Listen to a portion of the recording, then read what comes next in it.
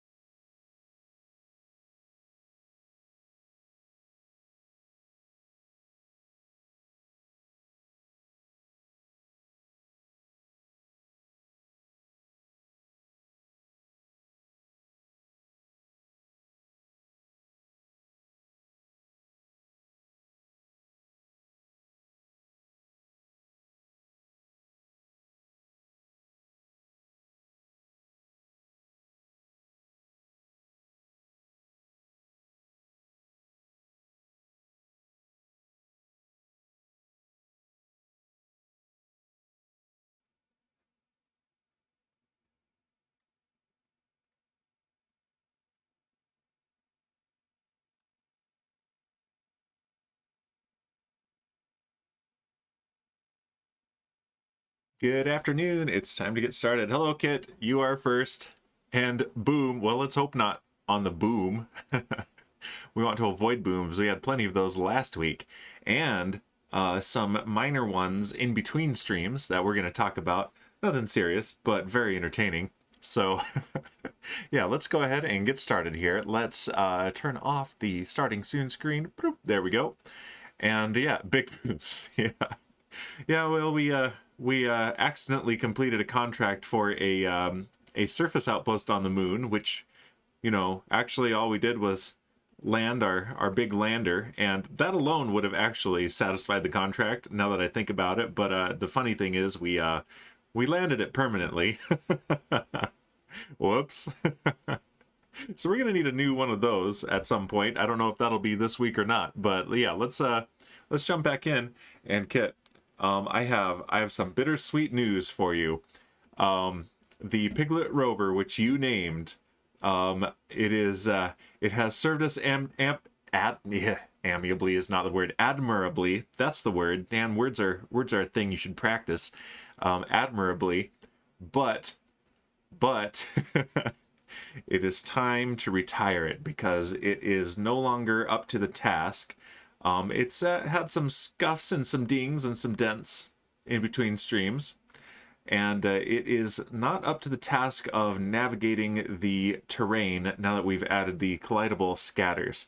So I don't remember if you were here watching it navigate last week, Kit, but yeah, it struggled, but it did it.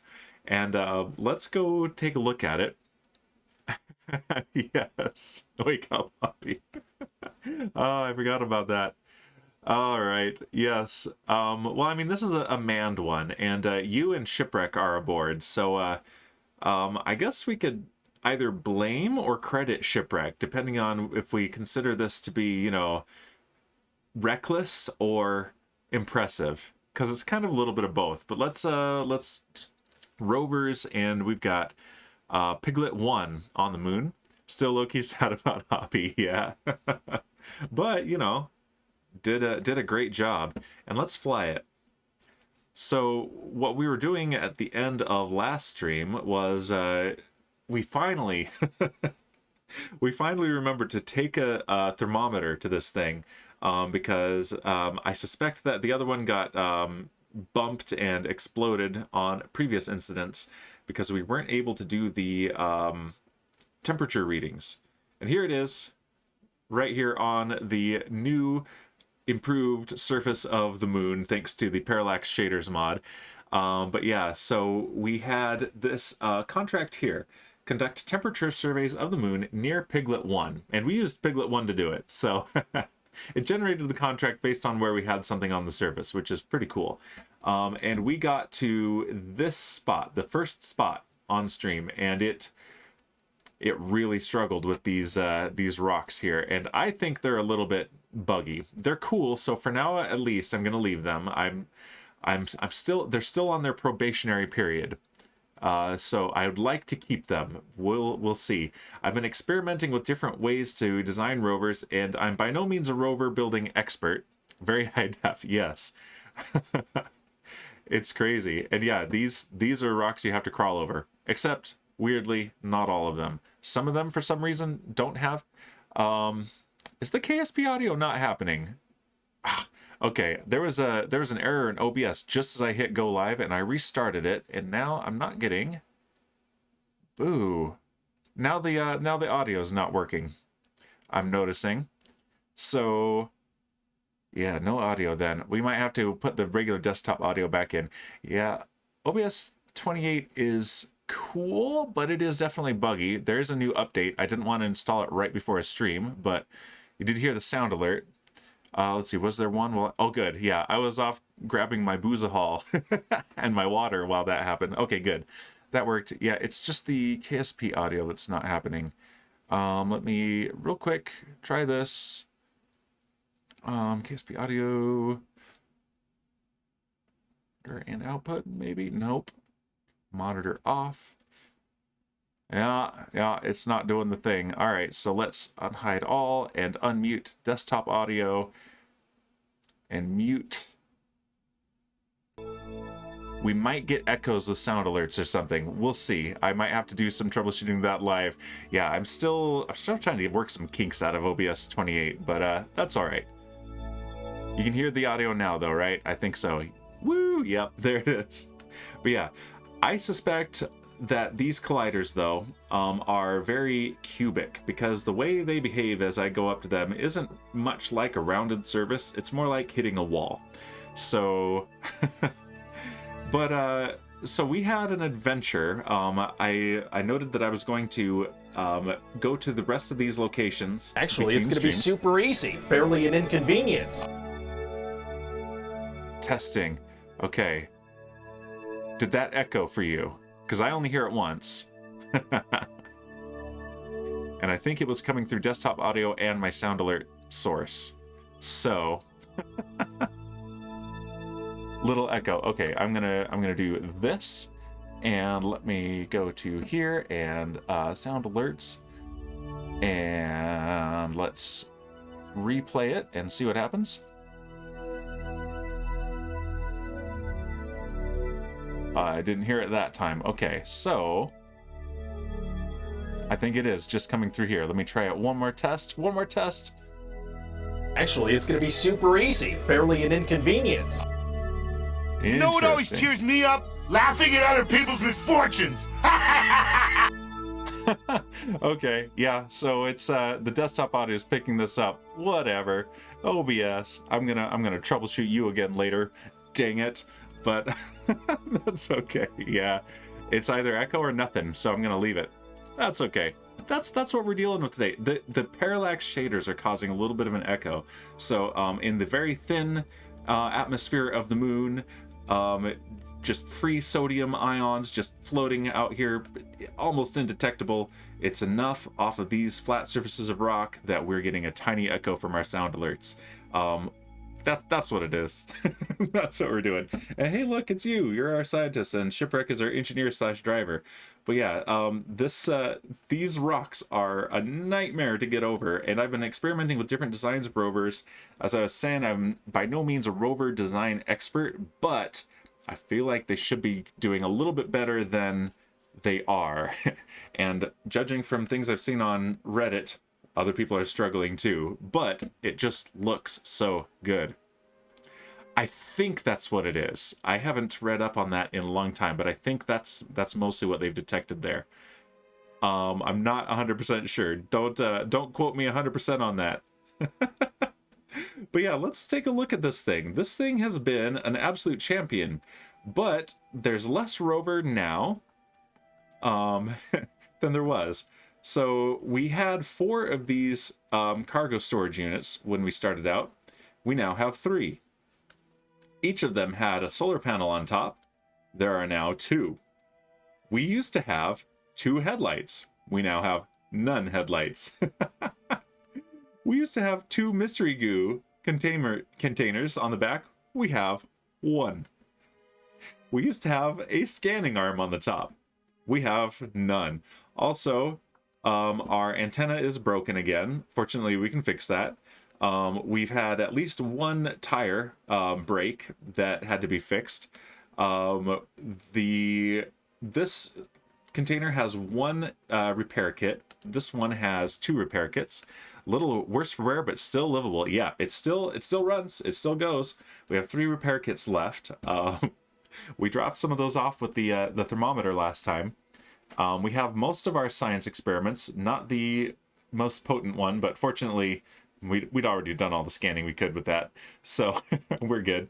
And we still have 3 of our emergency booster rockets. The other 3 sadly are gone. Oh well. But we are also, I believe, at the final location for testing temperature. Let's see, if I take out the brake, and remember I've changed my control scheme for this a little bit. Let's point, can we... Yes, there is the marker right there. And it didn't take off the brake. I don't know why sometimes it doesn't, but that's okay. I was able to use the reaction wheels to turn around. But yeah, that's flashing because we are there. We are at area 97C1 Epsilon. So let's do the final temperature reading and complete this contract. The thermometer can't seem to make up its mind whether it's hot or cold here. And we don't even need to transmit it. We logged it. Actually, no, we need to. Apparently we do. It didn't make me before, but maybe it's because we don't have an antenna. All right, Shipwreck, you're up. Turn on your helmet light. And I don't think he even needs to get all the way out. Let's open up his inventory, open up this one, and now he can do this repair. Boop. Time to make him useful, that's right. All right, get back on. There we go. Now let's try it again. Overwrite, transmit. Oh, there's another one. How many are there? There are usually like 5. What? That's what it is. It did do that, but there is area Zeta. Let's... Oh, wow. And it's a little ways away. Yeah, so we started here, I think? And this journey took this rover all the way here, down into this crater, up here on this ledge, which is where almost all of the damage happened, and then over here and across. And now it wants us to go up there. Adventure, yeah. So maybe we'll try. But this is this is really frustrating to drive over these rocks. It's kind of fun at the same time, but it is frustrating. But let's... Where is that ridge? It is... Yeah, down there to south-southwest. Let's point that way so that I can find it. Of course, I turn right towards north. There's west. There's south. Okay, right over that way. And it's going to be relatively low definition because we're far away from it now. But let's see this this ridge that caused all the trouble. It's this one right here. This slope gets up to 60 degrees, and one of the temperature readings was right up there after the previous one was like right down here. And I I tried to go up here and up this more gentle slope and really lost a lot of traction. So what I had to end up doing is going across here like this and trying to pick up speed while slowly gaining elevation, and just switched back like this for about an hour, and then lost grip and rolled down to here. Did again, did it a little bit better, switchbacks for about an hour. Fortunately, I had plenty to do. I was watching other streams etc. Watching YouTube. Got up to here, lost grip, rolled down to here. Third try did it. Went up, got up here, and was okay. I had to go up this way. It's a little bit less steep right here. Like, all of this is about the same. It gets up to about 55 degree slope, and this up here gets just over a 60 degree slope. I was wondering if I should just give up and take something else, but this thing had absolutely no business going up that slope. None at all whatsoever. But it did it. So let's see, where is this next one? It's to the northeast, and it's a little ways away. So fortunately it's not through any craters. Yes, the rover that you named, Kit. So basically your rover, which you are aboard, it did it. But here's the trick. It's not going through these boulder fields, but around them when possible. So we need to go, let's look at the map. There's this crater ahead of us, and it's on the other side of it. So if we look here, that's this littler crater, so we need to go to right here. So yeah, that's quite a distance, and I don't know if we're gonna do that on stream. That might take the entire stream to do it. So I have to say, though, this is pretty realistic as far as the pacing for a rover.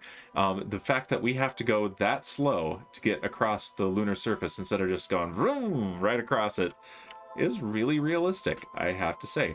So for now, let's just move it a little bit. And it looks like we've got a couple of options. We could go this way, or we could go that way. Either way, it's only rendering the ground scatter up to there. There's definitely more over there, so it's not like that ends, unfortunately. But yeah, let's go a little way, and I'm gonna lock the camera because I've had to use a combination of regular steering and the reaction wheels in order to make this work, because I can do wheelies like this.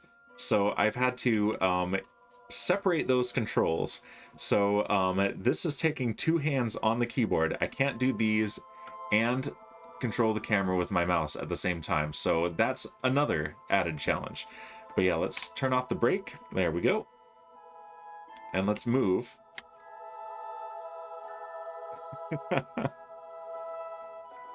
But yeah, this and definitely no more headlights either. And actually, I think one of the reasons that I lost traction one of the times was actually losing battery power, and the wheels stopped propelling the thing right by the summit of that mountain. But that was an adventure, and I was legitimately worried that I would lose these two Kerbals. And wondering, okay, should I save this for stream or not? But on the other hand, there was an awful lot of profanity that was being uttered while this was happening, so it wouldn't have been, I mean, I probably would have been able to keep a better attitude while streaming. I generally do, but not exactly family-friendly content was happening in my office. Oh boy. Okay, so let's brake. All right, yeah, we can get past that. That's just a little chunk of boulder.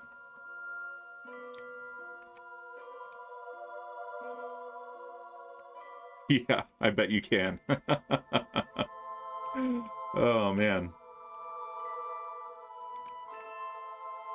But yeah, I've been trying to build and design a better rock crawler with different kinds of suspension. Like, I've been trying to figure out differential suspension and rocker bogie suspension like the Opportunity Rover has. There we go, that was easy right there. And none of it is quite working the way it should over these rocks.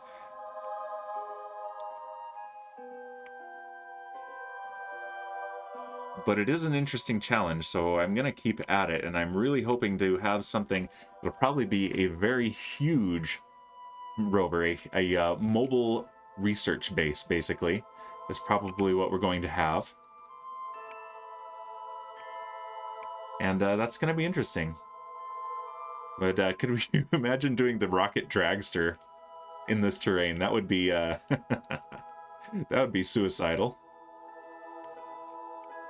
But yeah, the big event today, though. I mean, we're giving one last little hurrah to this incredible little rover here. Shipwreck! You're not really first, Shipwreck. That was Kit. Ah, there it is, the Boozinate. Okay.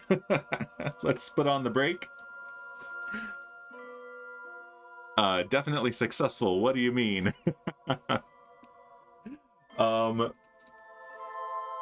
I've already lost my train of thought, Kit. So let's see. Let's turn on the booze cam. I've already picked up the booze. Hey, Proton Glitch, welcome. Shipwreck, can I get a shout out for Proton Glitch? Proton Glitch is someone I played Minecraft Bingo with the casual Prime community. And, oh yes, definitely successful. So you talked about the rocket car. And he just hit affiliate and streams mostly Minecraft and is a good chill time.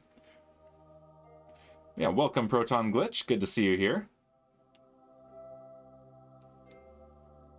Shipwreck may not have been really first, but he redeemed the first Boozinate. So here we go.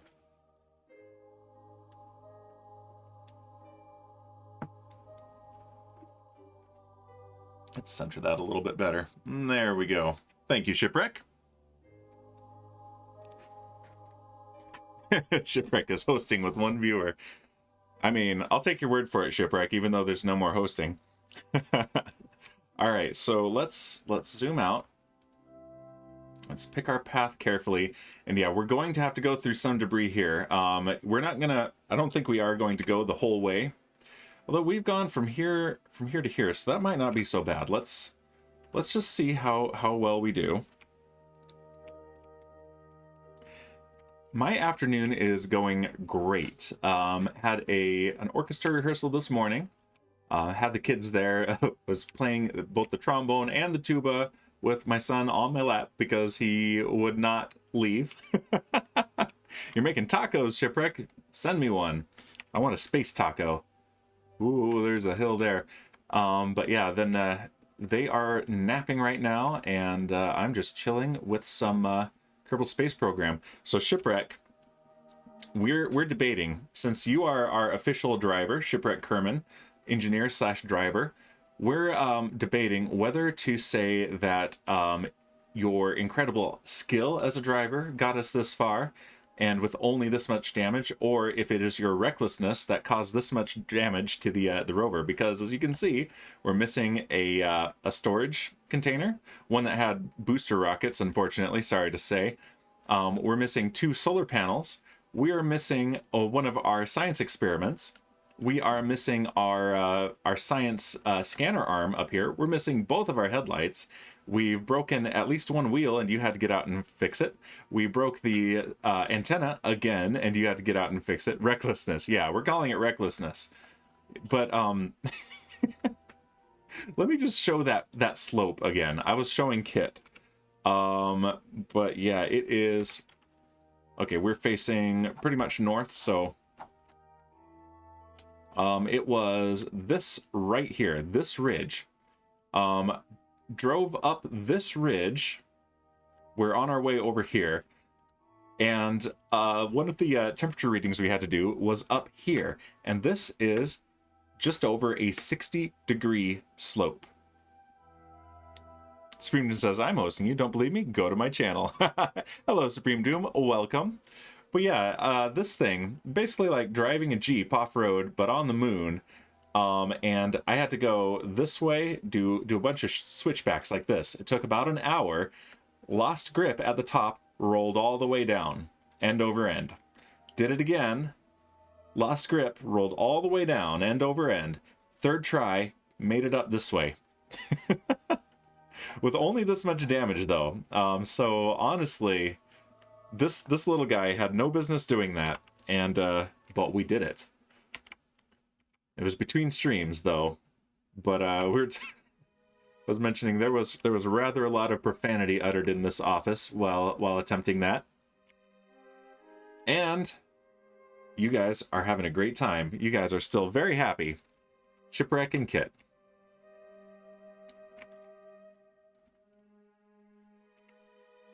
But yeah, we had to send some supplies to this thing too, and yep, here we go. Got to do some wheelies.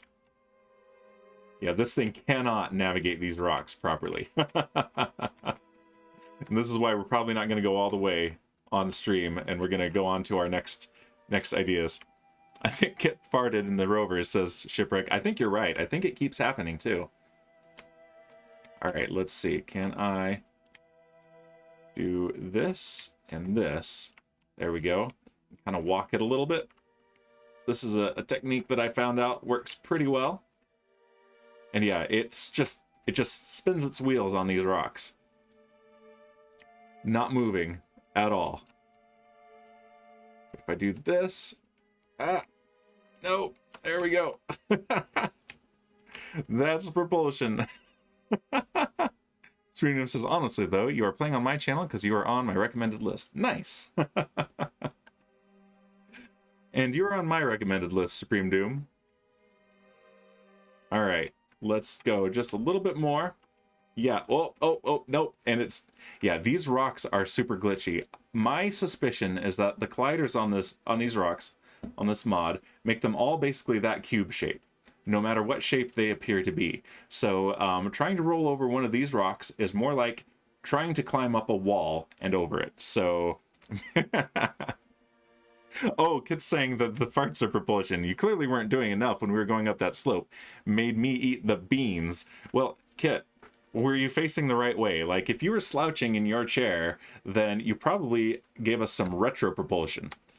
And that's not helpful at all. Just saying. What you need to do is get out on top, hold on right there, kind of Superman, and then give us that that extra rocket propulsion.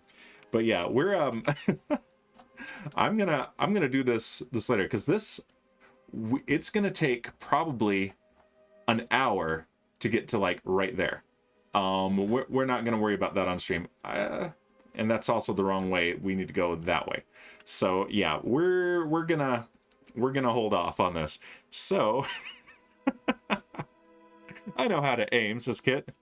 Yeah, but were you aiming the way that we needed you to, or were you deliberately aiming at Shipwreck? That probably gave us some sideways propulsion, which made us roll down the hill. So that's probably what happened. So we had our very recent launch. Our Eve transfer window is coming up in about 2 weeks. So we do need to let the clock move forward. It's our own house rule. We can launch right now according to the game, but I'm putting 2 weeks or more between launches just because. So let's go ahead and go back to the Space Center. You're trying to keep us from rolling. Okay, you can say all you want, Kit, that you know how to aim your farts, but I don't know. We rolled all the way down that hill twice. So, I mean, I guess we could make the case that no amount of retro propulsion can make up for Shipwreck's driving. And yeah, this is not rendering properly. Let's go into this scene and back out and see if that works. There we go. It's always daytime in the vehicle assembly building, no matter what time it is actually outside. But yeah, we need to try again for our Eve mission. There we go. Now we can see the Space Center. So we have this contract here, which we have made 2 attempts on, both of which have not entirely succeeded. But we need to position a satellite in a tundra orbit around Eve. So we need to launch again, and we're going to do our little tool here. Let me put that up on the screen. There it is. And let me put it where I can actually interact with it. Perfect. All right, so yeah, we've refreshed this. Let's we don't want to do any swing bys or resonances. No. We just want a direct transfer to Eve. So let's change our destination to Eve. Generate sequences, just curve into Eve. And the current date is year 5, day 198. So let's just do year 5, day 200, close enough, and year 5, day 220, and that is the range that we're going to ask it for the optimum transfer. Departure altitude and arrival altitude, let's just make both of those 150 kilometers. That's the altitude of our space station. And let's search for its recommended trajectory here. And like last time, we're going to use this to kind of eyeball it, get the ballpark.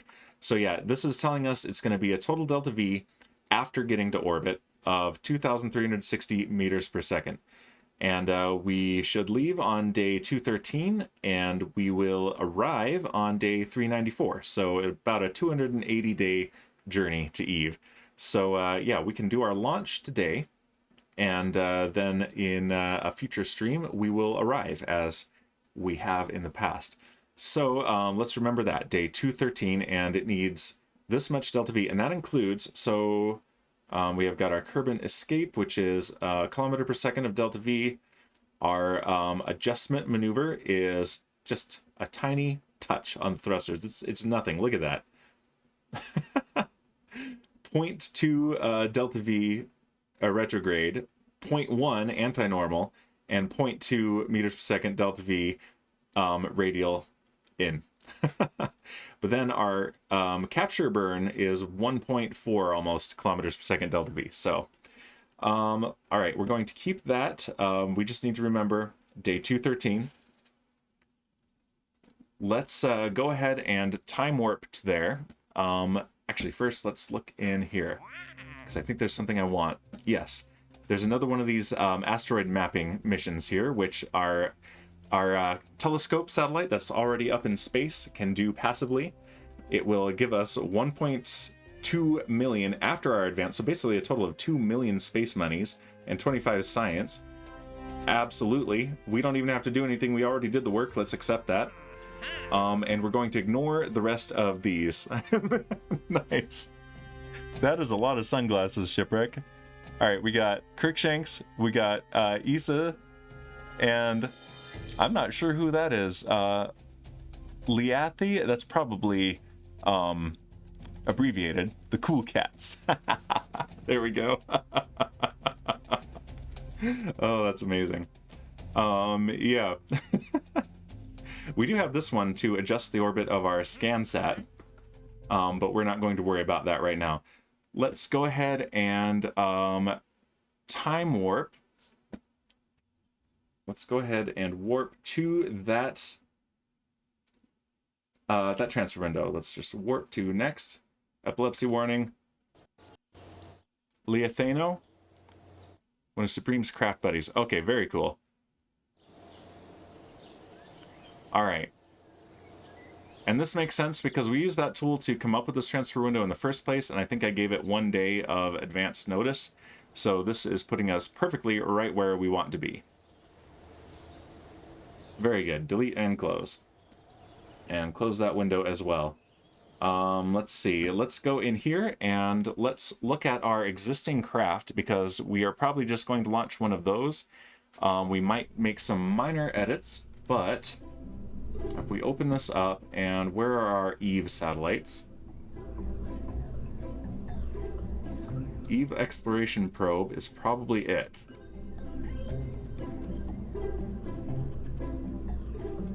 Yeah, let's load that and take a look at it, see if this is what we want. And it is. So let's see, our delta V here, we have a total of 14 kilometers per second of delta V available to us. So if we follow this flight plan, we have a very efficient transfer to Eve.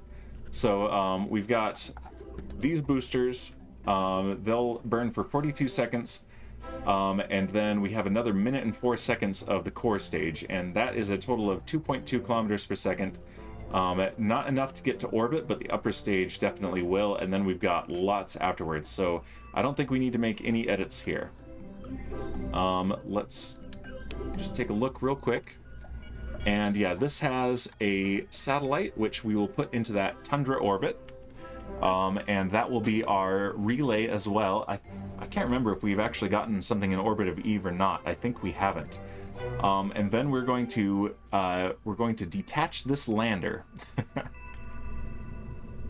And we need to remember to detach it in a way that it can actually safely descend into Eve's atmosphere, where it will probably explode, because Eve's atmosphere is harsh, very unforgiving, very high gravity and dense atmosphere on Eve. So chances of this succeeding are low, but they're not impossible. This is the main mission. So, all right, let's put that back. And let's see, this is Eve Exploration Probe 3, I think, so let's just name it that. And let's launch. More explosions, please, says Shipwreck. Well, it's, not out of the question. It could very well happen. All right. And we do not need the flight manager for recoverable stages because we're not recovering any of these stages. Let's just close that. Let's open up our flight recorder. Do we have our landing autopilot yet? We do not. Yeah, we're working towards the science for that. So, can we blow Kit up, says Shipwreck. Proton Glitch says, Kerbal has come a long way since I last really watched much of it. Yes, and this out here is a mod. This is I'm still calling this a Stockalike playthrough, but we're getting away from that a little bit.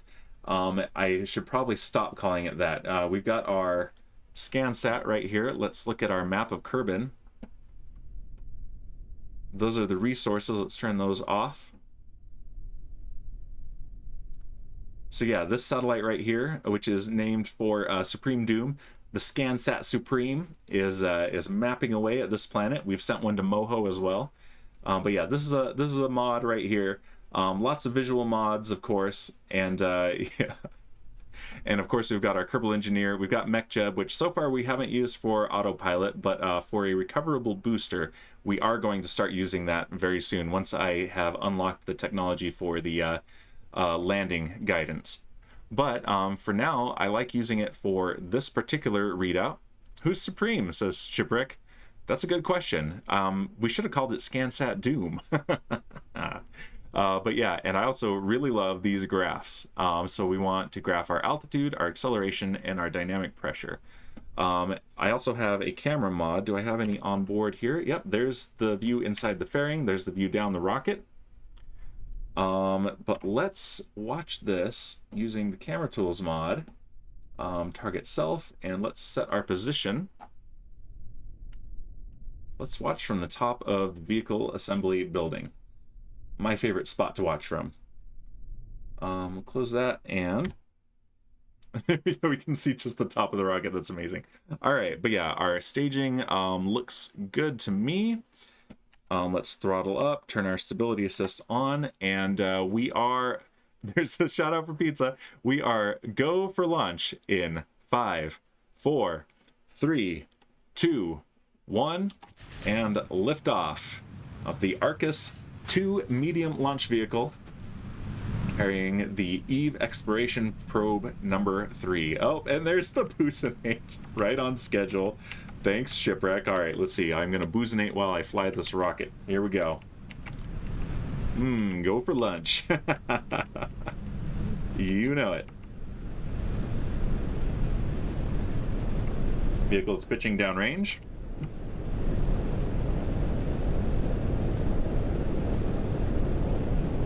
And we are supersonic.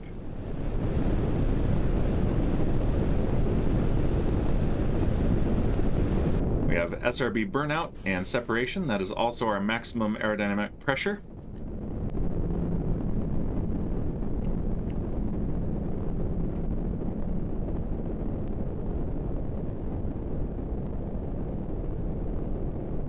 And everything is looking normal. Super Saiyan. Yeah, basically.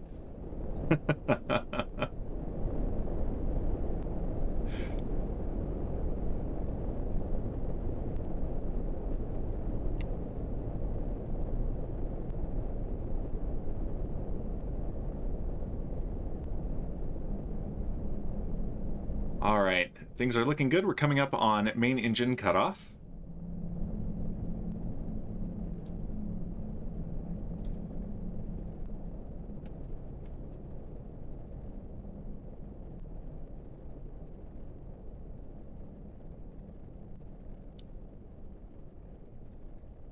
All right, and we have MECO and stage separation and second engine start. And fairing separation is confirmed.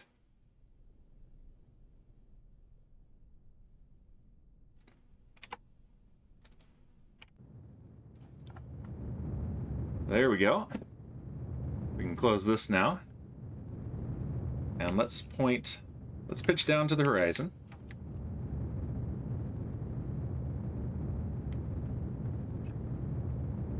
Yeah, we can see our atomic rocket motor right there and our liquid fuel for it. And we're aiming for an orbit of around 150 kilometers.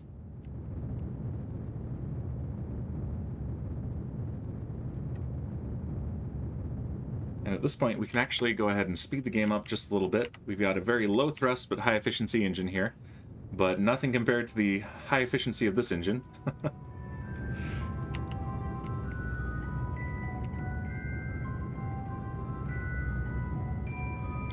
And we have reached space. Before we forget, let's extend our solar panels.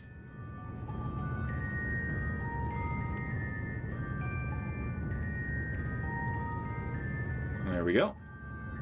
That's the thing I'm most likely to forget.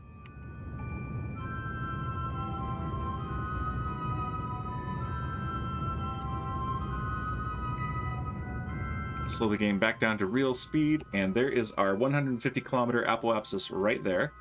And we'll reach it in 7.5 minutes. So let's go ahead and time warp to our apoapsis. Pineapple apsis for you, Shipwreck. Pizza apsis. Alright, we're going to point prograde again.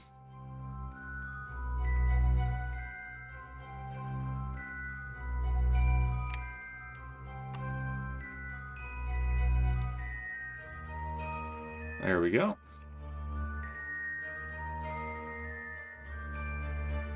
And then we're going to circularize our orbit. Second engine start.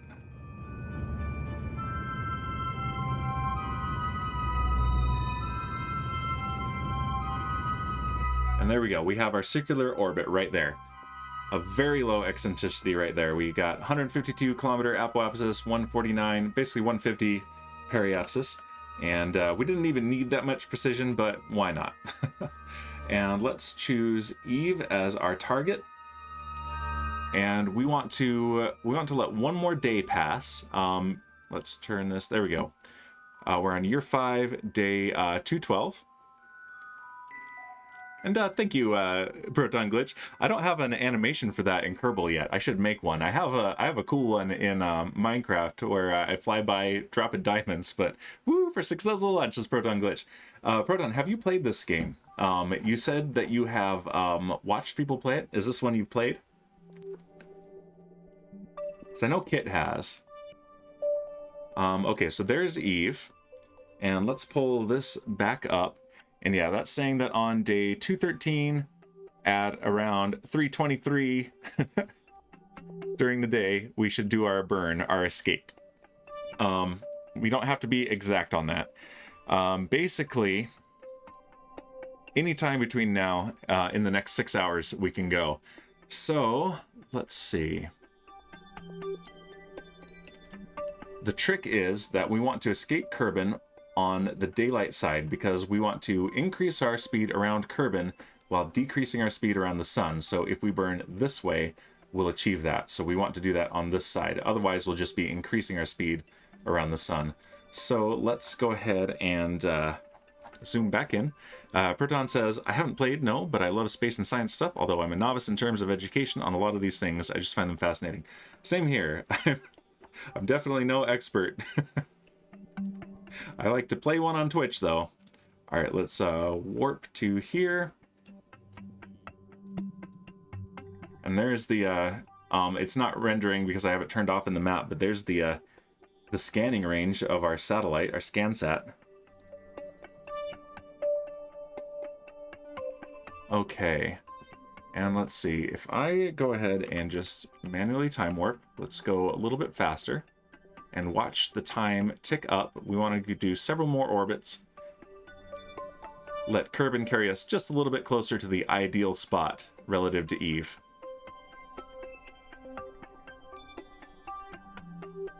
And a day on Kerbal is 6 hours long. So here we are on day 213. Let's do just a few more orbits, get around to about 3 o'clock, which is noon. All right, let's warp to here.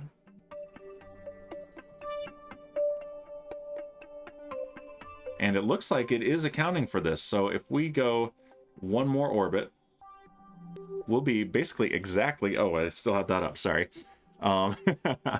We'll be exactly where this is saying. So 323.36. We're not going to be that precise. We don't need to be that precise.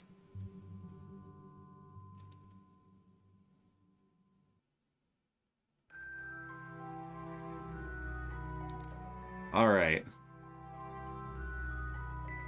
Yeah, 323.36 will be right there, right where we want to go. Very nice. I'm so far very impressed with this tool. So let's go ahead, let's double check that our batteries are charged. They are, because we've got our solar panels out. We did not forget that. And let's warp to right here and point prograde. And let's do our Kerbal escape.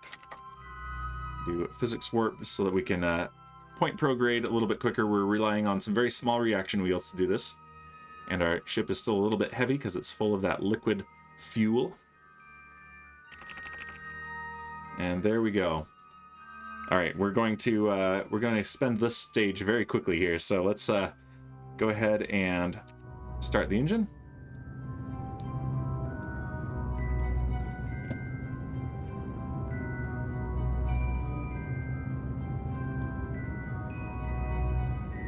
And we have second engine cutoff, stage separation, and atomic motors are going. More space junk for Kefri Bezos to clean up as part of his community service. And we still have 10 kilometers per second of delta V. So yeah, we're doing quite well. All right, let's speed this up.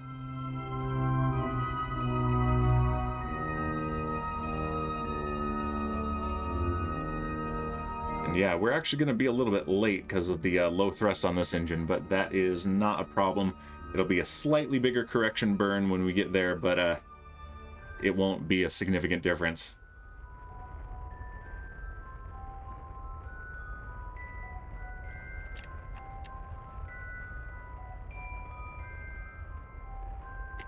Actually, let's point that way.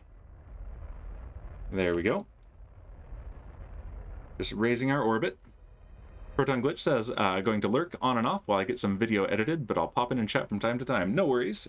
Get that editing done. That's exactly what I like to do when I am working on other things, is lurk in streams. So, yeah, no worries.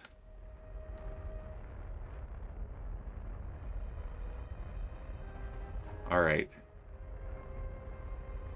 And we have our escape. We will be out of Kerbal's sphere of influence in 11 days. And let's zoom out. Let's compare our orbit to what is shown here.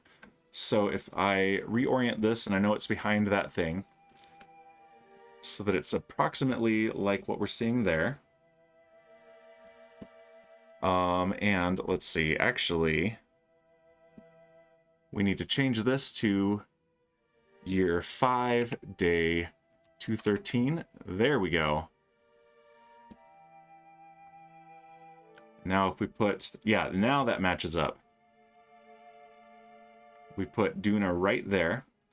Then we've got Eve there, we've got Kerbal there, and we've got Moho there. Excellent.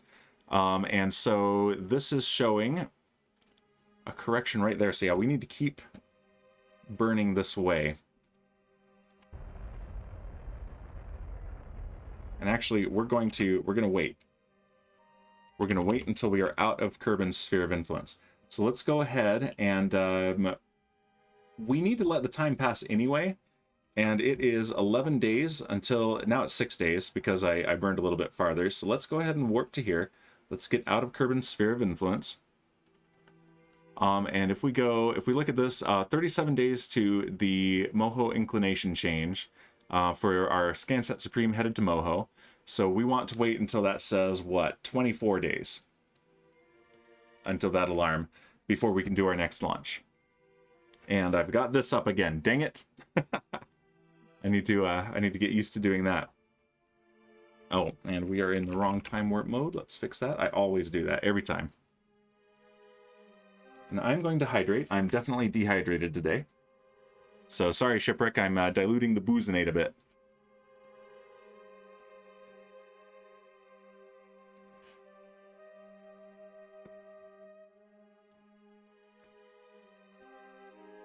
All right. Just a little bit more time warp.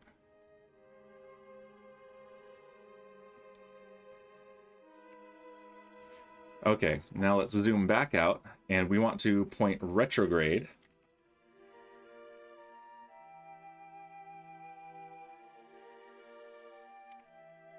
There we go. Yes, and let's bring our orbit down to intersect Eve's orbit right about there.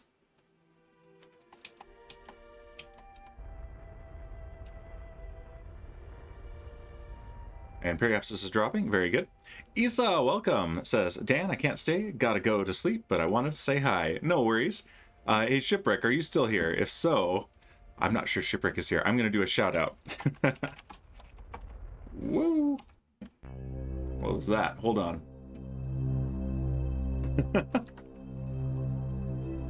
There we go. Shout out to Isa. Isa is an artist and Minecraft friend of mine. Let's see. Okay, good. Our periapsis is dropping. And okay, this flickering is because it keeps finding an intersect with Kerbin as we come back around. That's going to settle down in just a minute. But yeah, we're not actually going to get to that intersect, but it keeps detecting it and trying to calculate it. Okay, let's go ahead and speed the game up a little bit.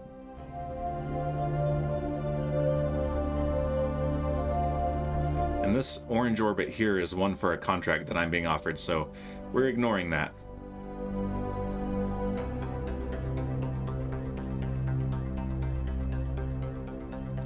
Alright, we're just watching this periapsis come down towards this orbit here, which is the orbit of Eve. And it looks like we're going to reach it right about at our ascending node. And Issa says, oh, random question, you've had calculus, right?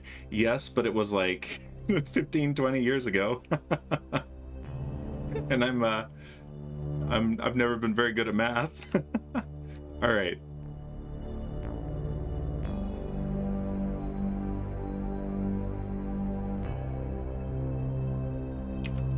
Okay, let's, I'm cutting the engines. Let's put this screen back up. Make sure I orient these things the same way. And yeah, it's wanting us to reach it right about there, so, because this is telling us this is our closest approach. So, this one right here. So let's plan our next maneuver. If we put this back up, we can see that is not too far away. Basically, that's right at our descending node, which makes sense.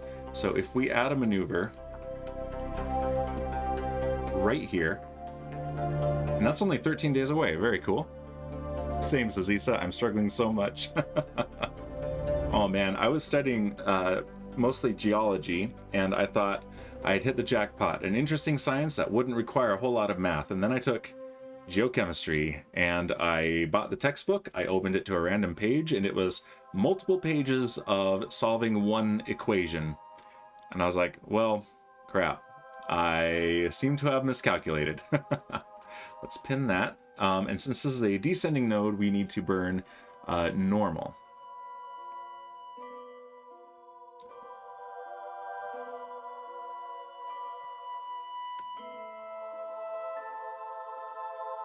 Miscalculated. Yep, exactly. And we also want to move our approach over here. So yeah, we're doing a significantly bigger burn than was predicted by the planning tool, but we do have nearly 9 kilometers per second to play with, so it will be fine. Although I've said that several times, and there's our encounter right there. Okay, so in 13 days, we need to do this burn right here. Let's add an alarm for that. Come on, there we go. Create alarm, and this is for our maneuver, and this is Eve Probe 3 correction burn. And we want to give ourselves 1 hour notice. There we go.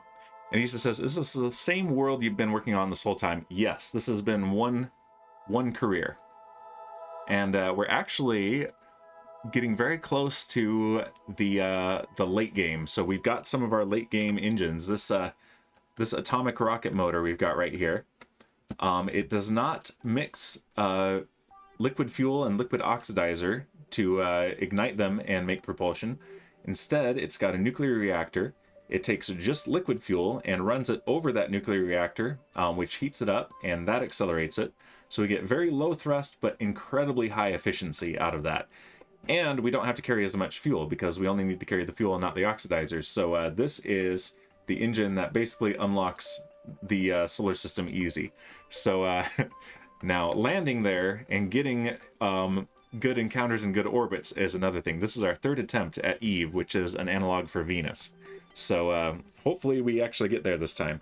But yeah, in 2 weeks we have that correction burn. And also in 2 weeks we will be, there we go. We will be able to do our next launch. So our next launch is going to be a refueling mission to the space station. And then we need a new we need a new personnel carrier because we crashed the last one. Whoops. That was a derp. I definitely added derps myself. So let's go ahead and warp to this and just do this right now. And then we'll do that that launch.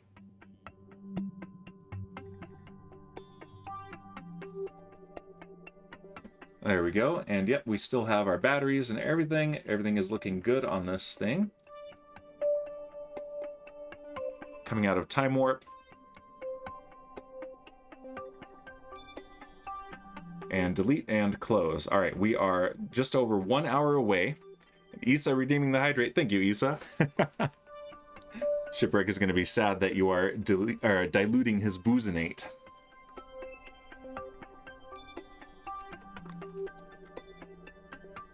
Very good. Boom. Thank you. My voice is definitely needing it today. I am dehydrated. So, and he says, I wanted the boozinate, but it was used up. Yep. Shipwreck likes to redeem that one as soon as he sees it. Okay, so we are coming up. We have 1 hour until this maneuver, so let's warp just a little bit closer to it.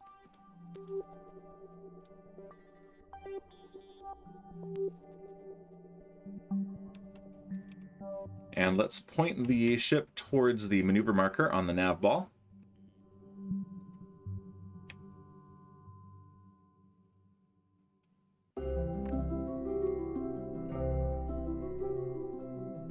There it is right there. Actually, that reminded me, says Issa, I need some water too. See, I'm doing a service. I don't know why it's always easier to remember for others. Well, because there's a thing right there, and it's wanting to... There we go. It's trying to fight me on it. There we go. I switched it to the right mode, and it's no longer fighting me. Okay, and let's warp just a little bit. We are 9 minutes away from the maneuver. It's a 4.5 minute burn at full thrust. So we want to divide that in two. That's 2 minutes and 12 seconds. So 2 minutes and 12 seconds to the burn, we will start burning. I'm actually going to go 2 minutes and about 15 seconds so that we have a little bit of margin, especially since I throttle down for the very end of the burn for added precision.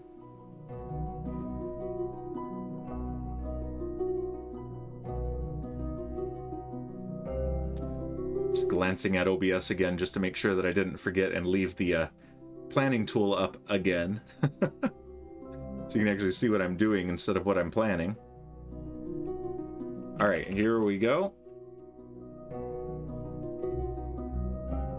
I'm going to initiate our burn in 5, 4, 3, 2, 1, and ignition. Let's get a nice view. There we go. Gotta head to bed, says Isa. I'll see you later. No worries, Isa. Thank you for dropping by, and I will see you later. And because I can't resist, we're gonna do... where's yours? There we go. My favorite emote combo in all of Twitch. Alright, let's speed this game up a little bit. And we're watching our relative inclination to Eve drop, which is exactly what we want. And our separation at approach also dropping.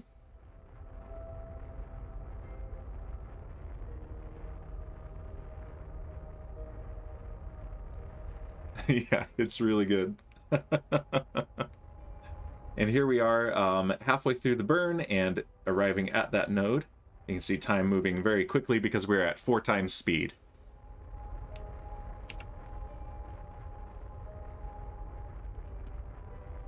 All right, let's go to our map view. And let's slow the game down and let's focus on Eve. And that's our projected periapsis at Eve.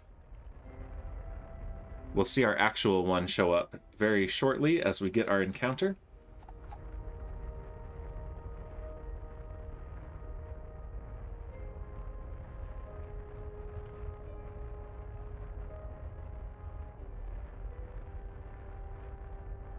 All right, just about there. There's our orbit that we need to go for.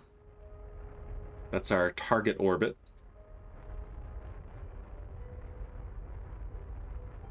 And we're nearing the end of the burn, so I'm going to go ahead and throttle down at about 50% right now.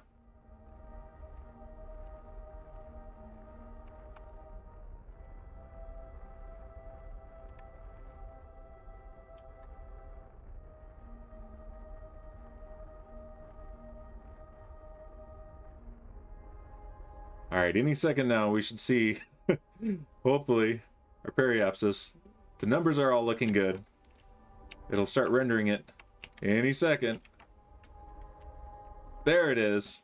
All right, let's go ahead and delete that, and let's pin that and just see in real time what our actual periapsis is going to be.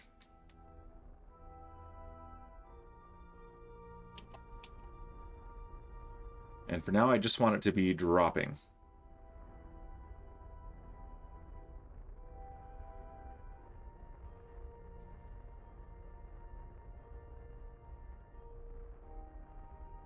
And that is looking really good.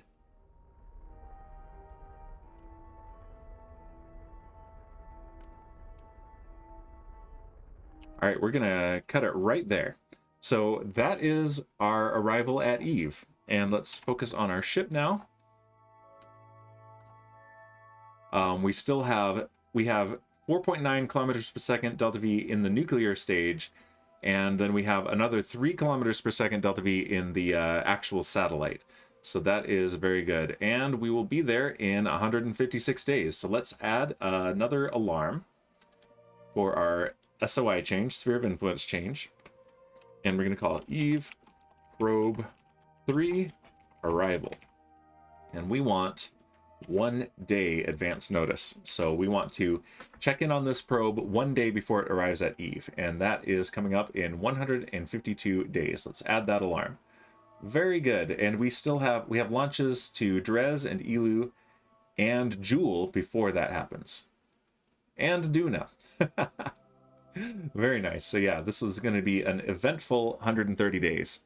And our next thing is the ScanSat Supreme Moho inclination, which is in an amount of time that I can't read because it is overwritten. Let's see. Let's edit that. Let's just change it to correction so that I can actually read it. There we go. 18 days. Very nice. Let's head back to the Space Center and let's send a new fuel tank up to the Arcadia station.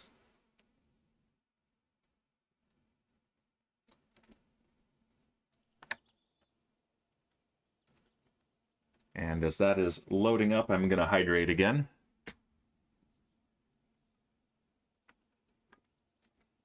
There we go. Into the vehicle assembly building.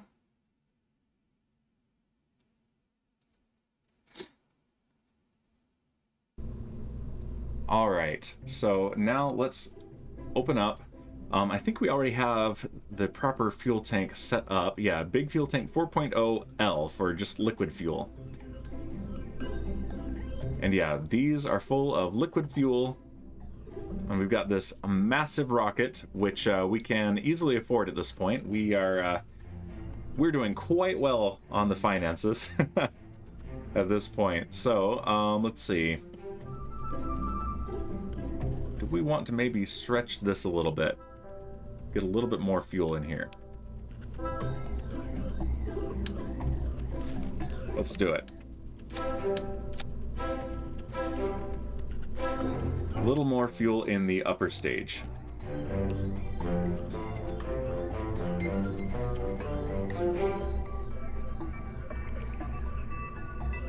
And maybe a little bit more fuel in this stage as well. Because I know we were struggling just a little bit. Not a ton, but a little bit on the fuel. That's the wrong size. That's the right size. There we go.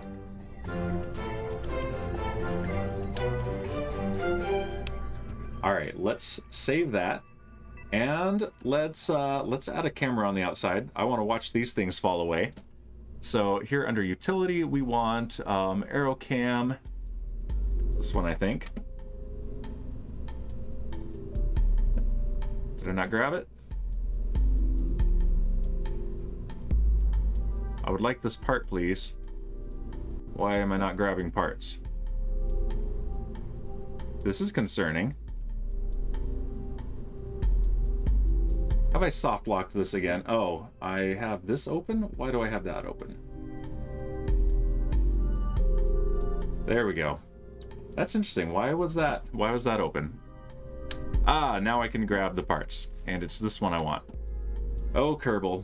I love this game, but the UI sometimes.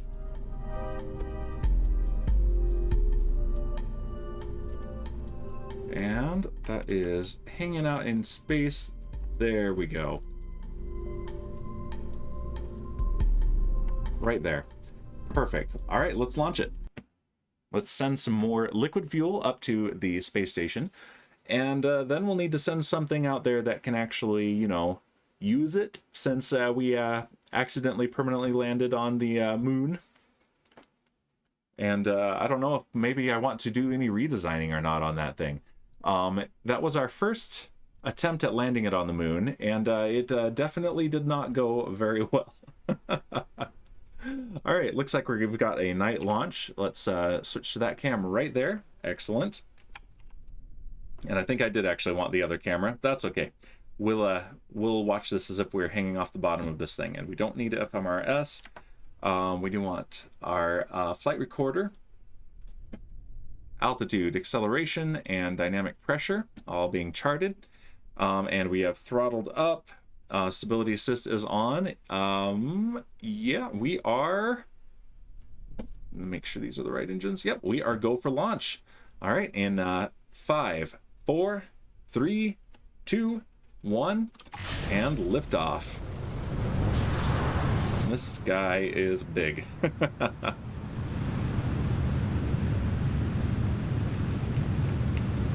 Okay, and vehicle is pitching downrange.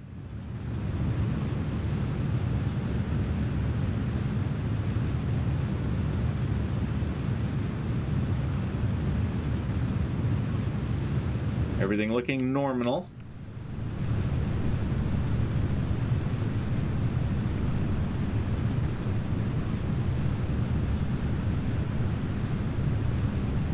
The vehicle is supersonic.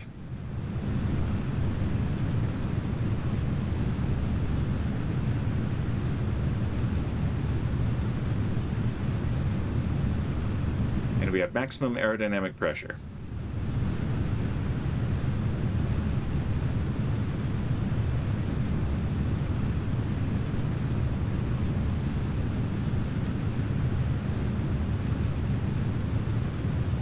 We're coming up on our solid motor burnout.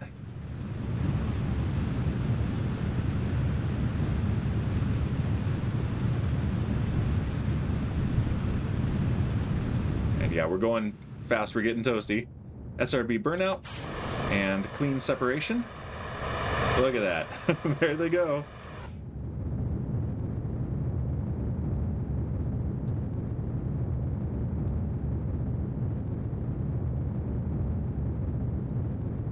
And there's the sun rising. And we're actually going to cut engines when we hit 150 kilometer apoapsis, which is right there. Yeah, this thing is overperforming, which is a good problem to have. As long as you can, adjust for it. Which we can, believe it or not. And let's actually gently apply some thrust. And let's point a little bit under the horizon and compensate a little bit for this. There we go. So we still want to be raising our periapsis, but our apoapsis is where we want it to be already.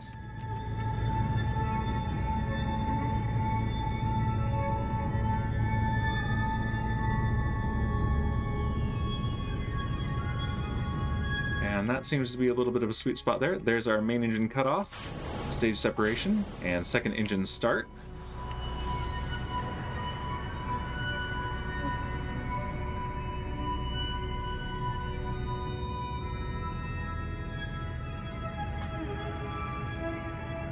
Now we can set our target as Arcadia Station.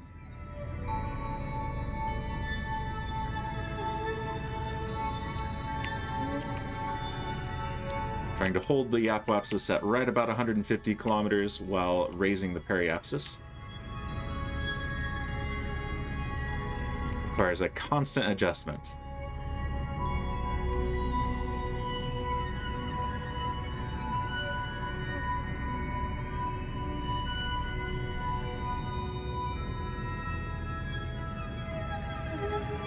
But it is looking pretty good.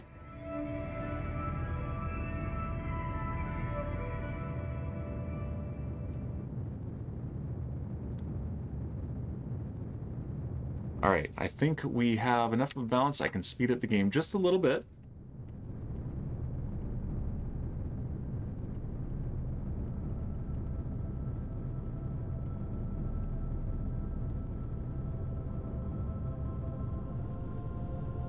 Concentrating very hard on this flying.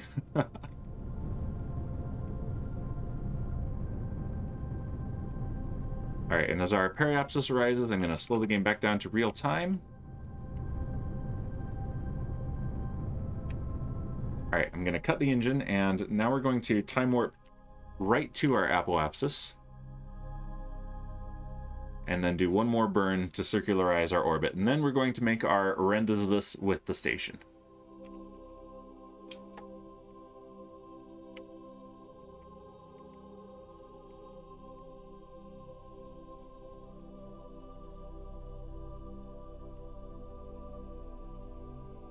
Alright, full throttle.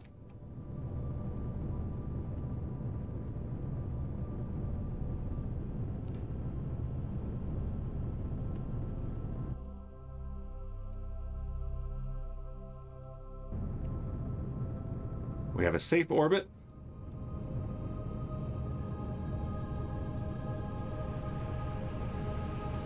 And there's our circular orbit right there. All right, let's take a look at the map view. Let's close this. And yeah, now our altitude is going to be very stable. So yeah, nothing more to really show in this graph. So Arcadia Station, let's render stations. There we go. Is ahead of us. So the quickest way to do this would be to actually lower our orbit, but we have all this delta V to play with. Let's go ahead and raise our orbit. In fact, let's plan it a little bit. Intersect 1, let's do right here.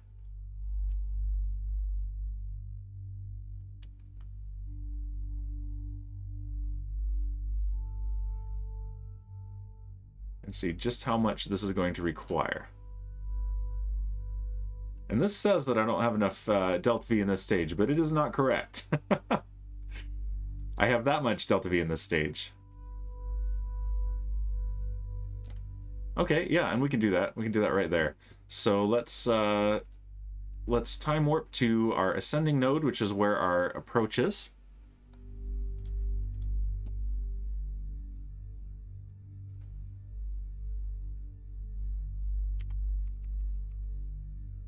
There we go, and let's point prograde.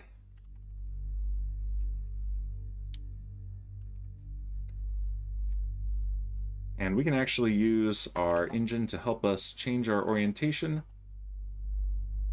There we go. And if we pin that and full thrust,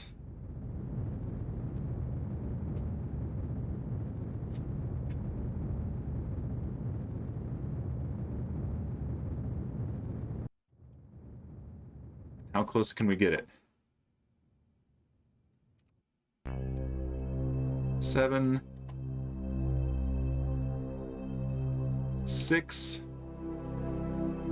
Okay, 2.5 kilometers. That's really good, actually. And we'll arrive in 49 minutes. So let's see. If we warp to here, that gives us about 7 minutes to adjust.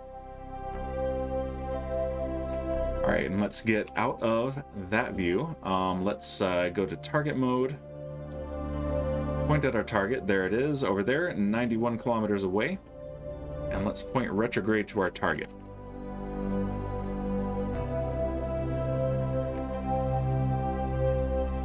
We're going a relative speed of about 300 meters per second, so we will definitely want to bleed that off.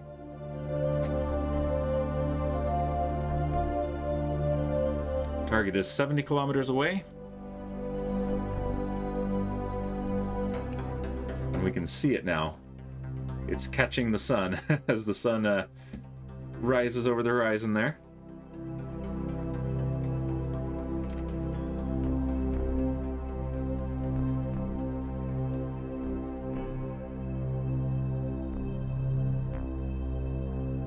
All right, almost turned around. Just enjoying the view, really. All right, we're 45 kilometers away. Switch to stability assist mode, and let's see if I burn over here, will that tighten the approach, or has it not shifted enough for that yet? Let's find out. It has not shifted enough for that. So we'll point directly retrograde for now and get closer.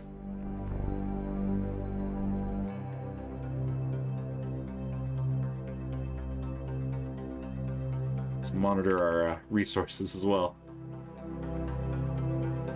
All right, we're 33 kilometers away, and it's really swinging around on us.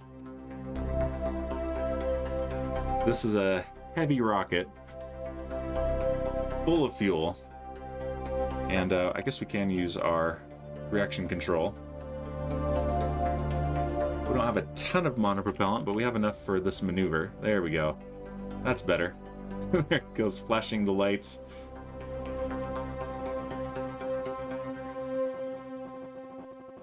All right, and now I'm confident that if we burn on this side, because that's where this is shifting to, the yellow marker, the retrograde marker, we will tighten up the approach. We also have 200 meters per second to bleed off before we get there.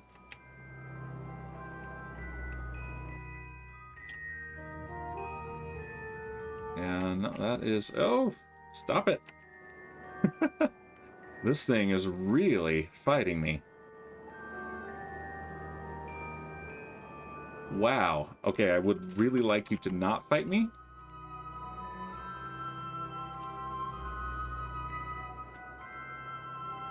So we need to turn back around right now. We're approaching. We need to change our course. Why are you fighting so much? Other than that, you know, it's a big rocket. Okay, this is not great. Let's use the engine to change our course. Point retrograde. And let's slow down.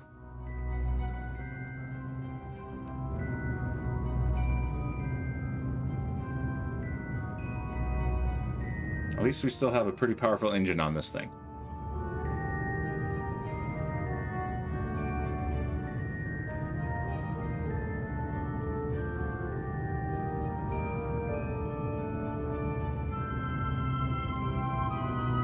Okay.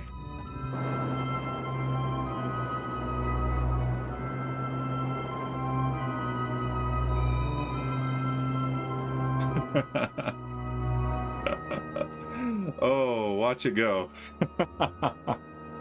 Alright, we're 2.5 kilometers away from Arcadia Station. We can even see some details on the station.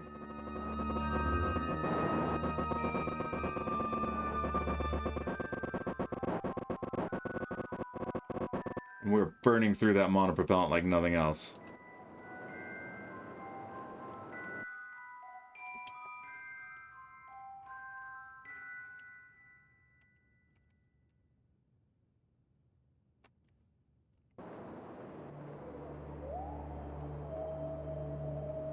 Alright. Wow, wow, wow, wow, wow, wow. Wow, wow, wow. Rocket is indeed being a little testy. This is a heavy one. It's full of fuel. We've got a decent amount of reaction control thrusters on there, but they are not quite enough to compensate. I might have to send the space forklift to help out. But yeah, we're burning through our monopropellant, that's for sure. Alright, let's see if we can stabilize this using just the reaction wheels. I doubt it. Alright, we'll use more monopropellant. Also, I don't think it's quite balancing it right, because I don't have monopropellant thrusters here. So, that's interesting. Maybe what I'll go ahead and do...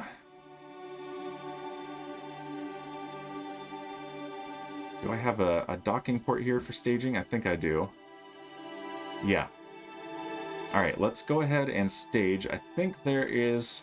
Yeah, there's a probe control under there. So we're going to deorbit this thing, and we're going to let this thing get picked up by the space forklift. That is the plan now. So there we go.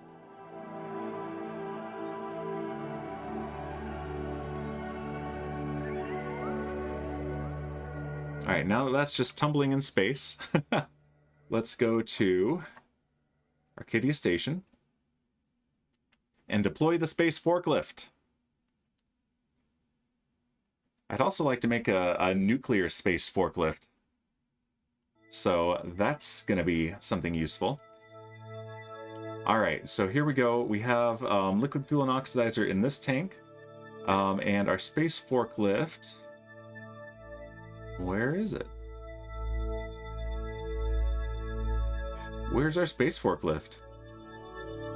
Is it on a mission and did I forget? Is this a derp? Let's see. Target selection. Probes.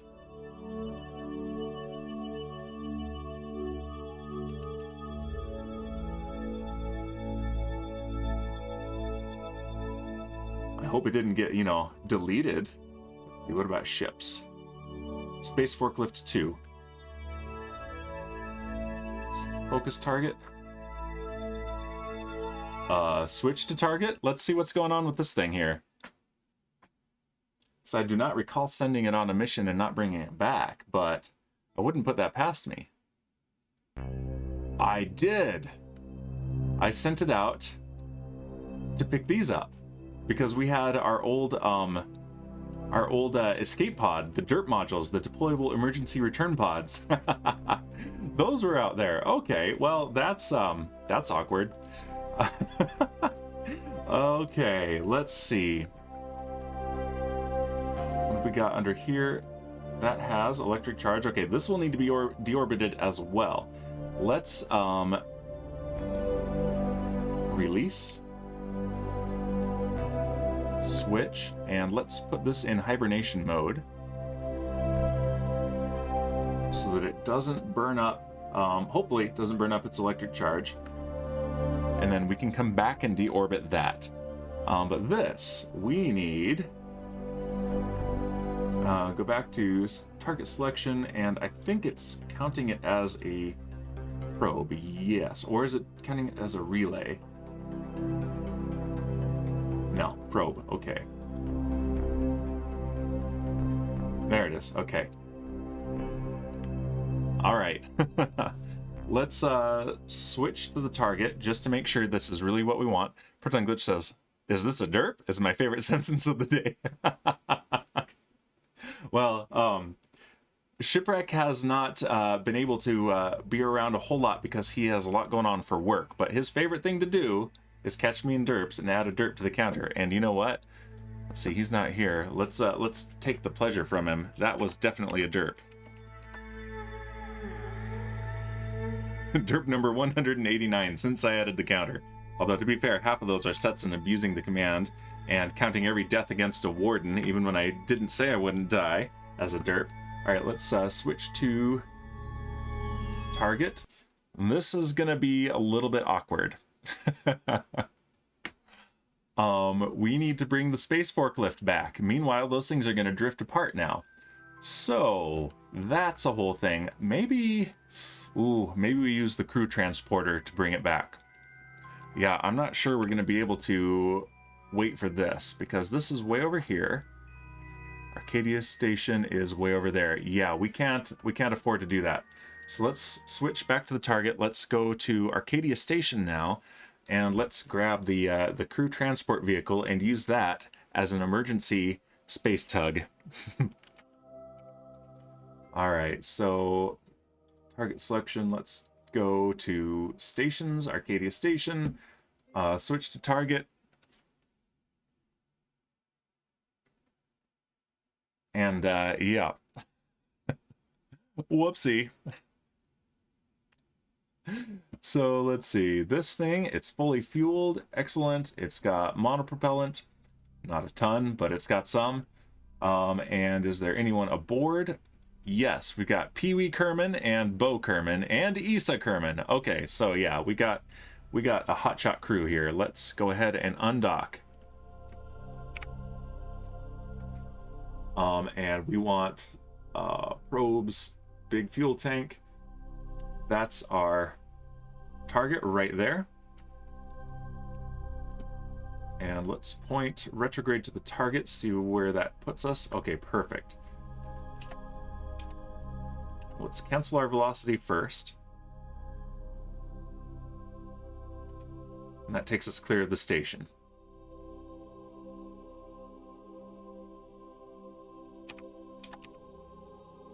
All right, and now let's point towards it. Let's change our camera. Let's lock the camera to the ship. There we go.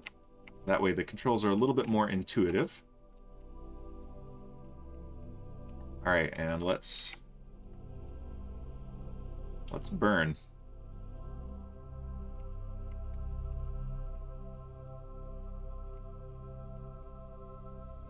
I'm watching this separation at approach drop. 350 meters. That is not bad at all. I gotta reboot Lappy, back in a few. No worries. All right. 3 kilometers away. Let's go ahead and time warp a little bit. It wouldn't be a Dan mission if there weren't unnecessary complications, would there? Derplications, we should call those.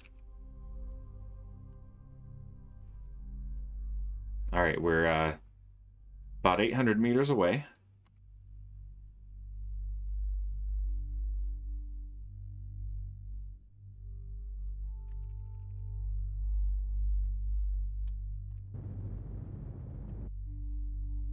And let's slow down.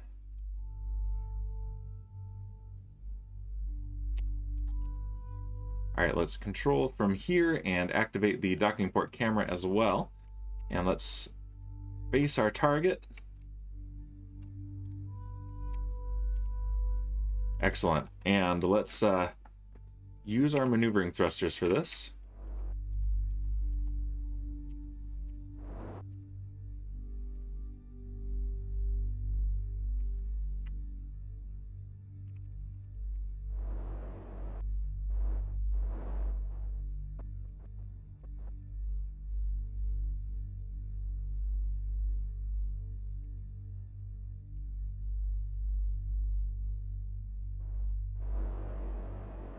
All right, we're going to line up with this docking port right here.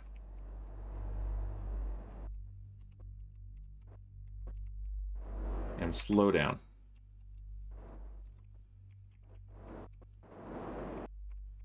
Oh. Fat fingered that.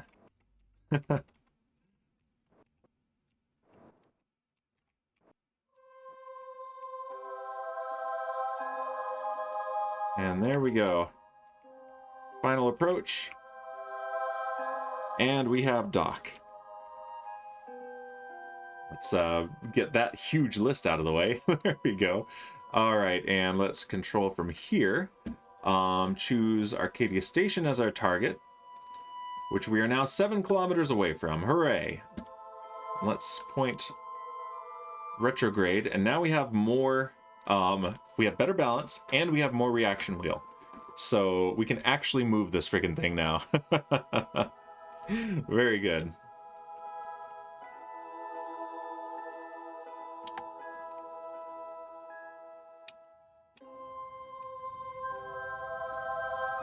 Okay.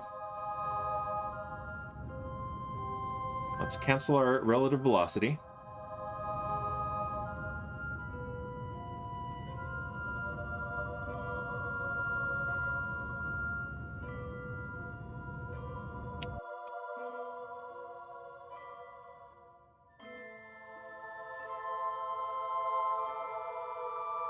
And let's now burn towards the station. Again, we're going to lock the camera. Close enough that we can kind of brute force it, but orbital dynamics are still affecting us. But yeah, this is bringing our separation at approach down, which is exactly what we want.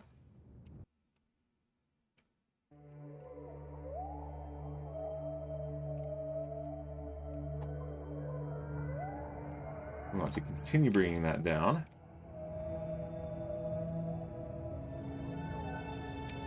It's barely coming down. Now it's going up.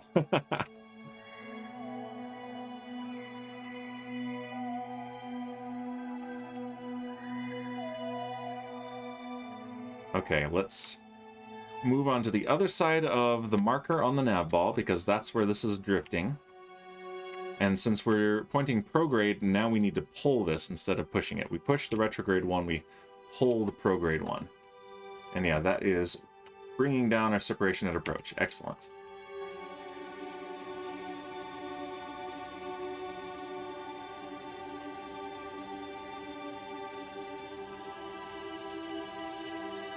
Of course, we have also added velocity we're going to have to cancel out when we get there.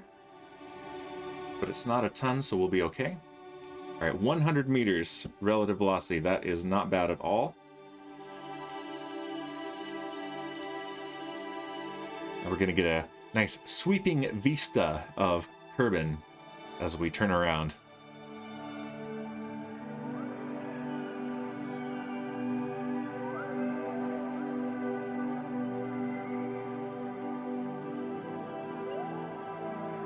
And there's Arcadia Station coming into view. Our relative velocity is about 32 meters per second. Let's go ahead and time warp and get closer.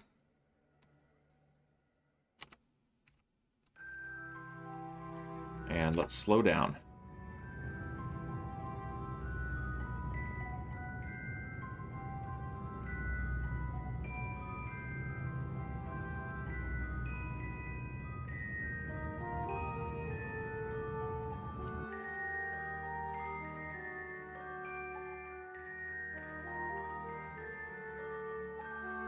And now we are, of course, on the night side, as usual.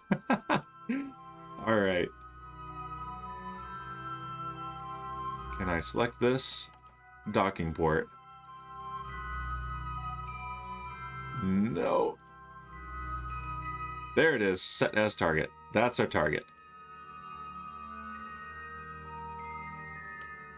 Let's let this come alongside, and then we're going to completely cancel our velocity once again, and then bring this in for our docking.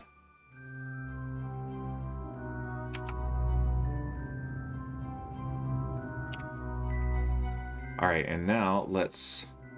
Ooh, do I want to control or view that camera? I don't think I do.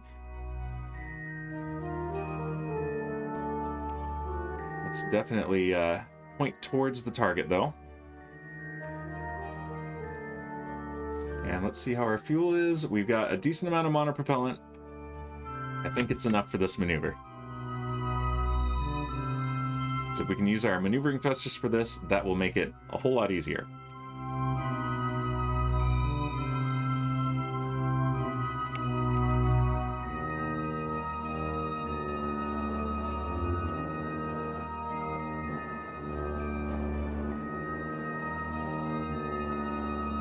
And we can. So, because of that, I am going to go ahead and activate this camera. We'll use the docking port camera.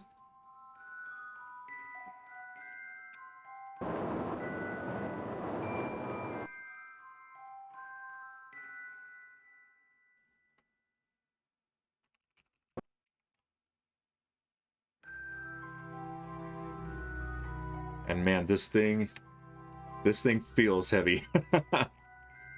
All right.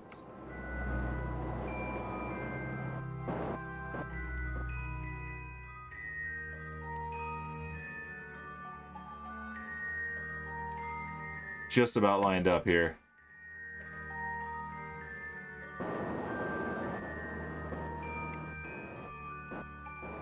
And our rotation alignment isn't terribly important, but why not? All right, back on fine control.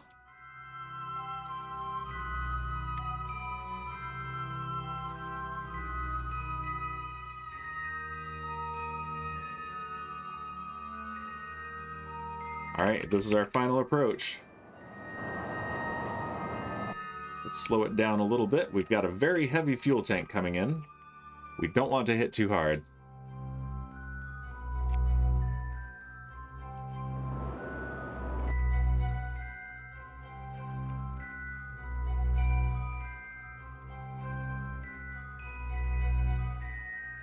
All right, here we go.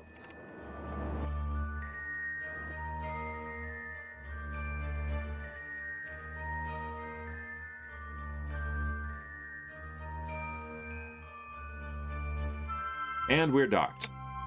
There we go. Oh, wow, wow, wow. There was some derpage there, wasn't there? All right, well, let's go ahead and do the course correction for ScanSat Supreme. That's 17 days from now, so if we do that, and then we will be definitely well into the next opportunity to launch. So let's go ahead and switch to that vehicle. And then we're going to warp to that alarm. And also, I am going to boozinate for free. You're welcome. Me.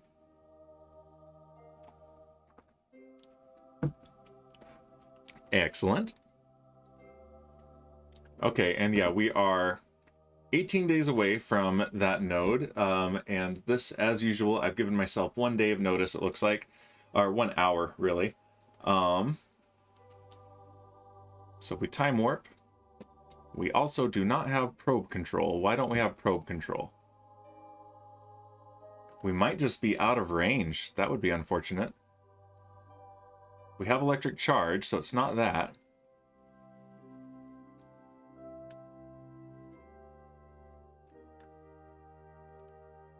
Yeah, that's no good.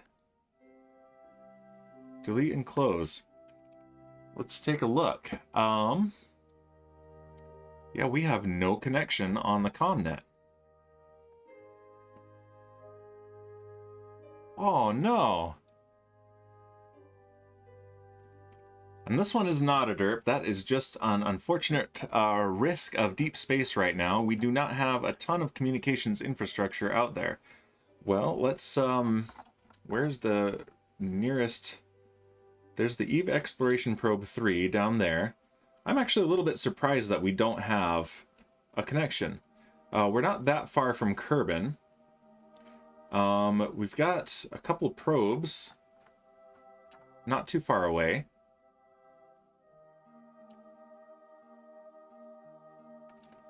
All right, what if we go here?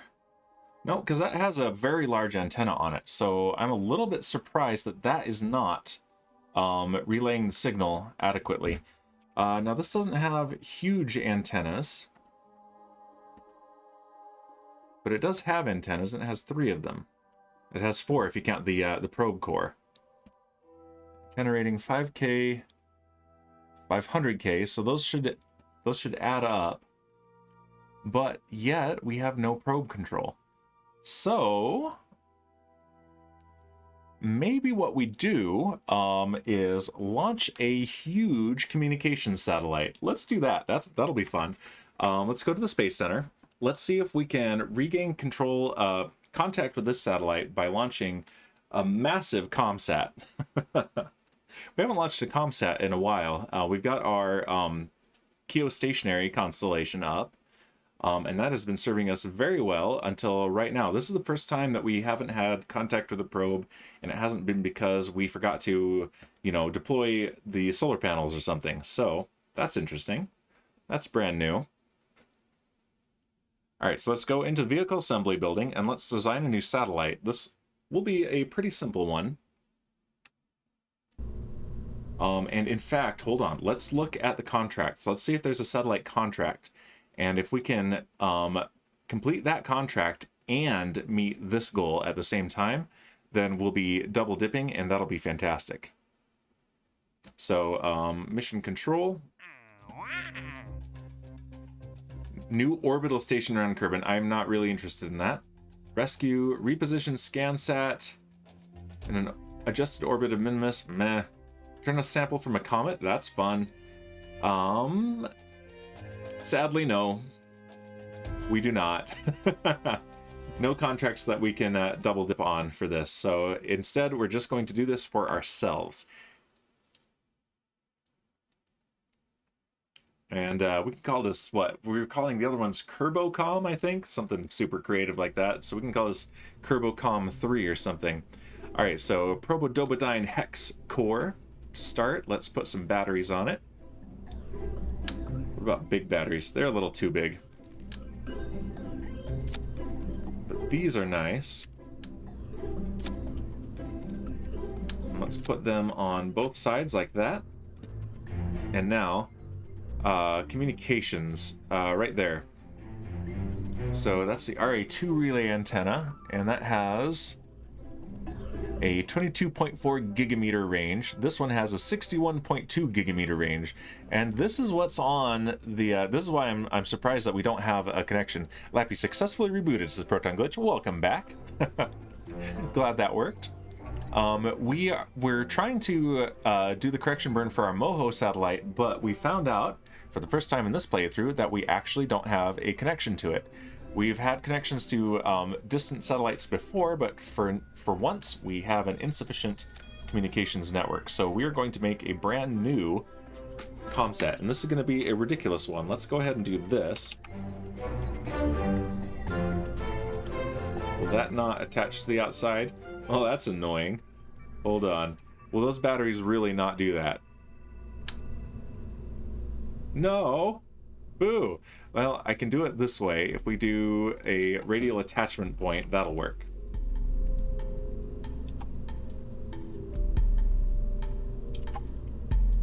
That is how I want to do that.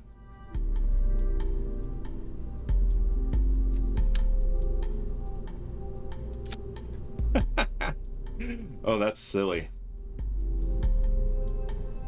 That's just the right amount of silly, in fact.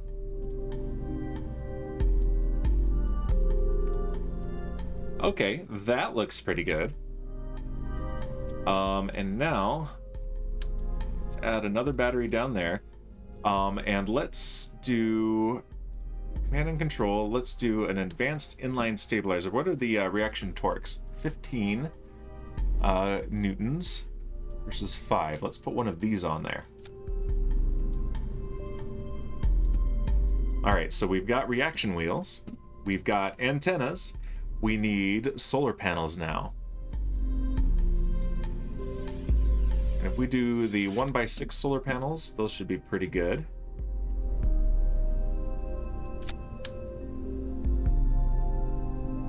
And let's do 2 sets of 3 and see if I can line these up. Pixel perfect. Not quite. There we go, that's pretty good. And how do those look when extended? I'm worried that it's going to count those as obstructed, so let's actually remove them for now. Let's add modular girder segments like this. This is going to be quite the over-engineered satellite, and I love it.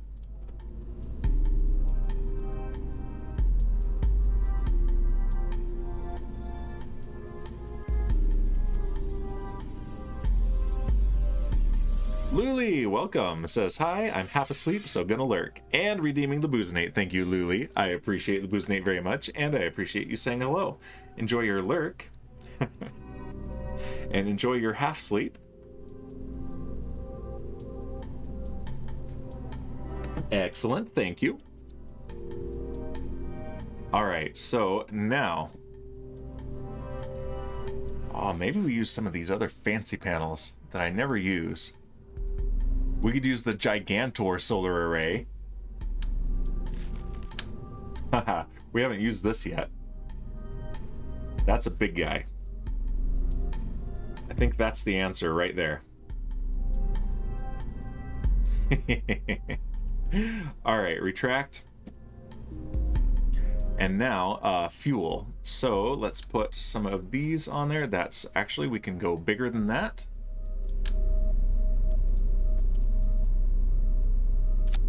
Yep, that is exactly the right size right there. And where is the center of mass? Right up in there. That's not so bad at all. And if we add an engine, let's add the spark.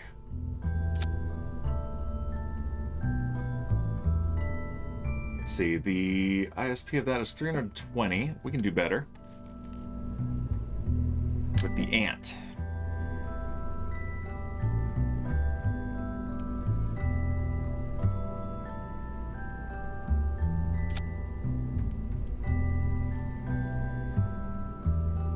That only gives us...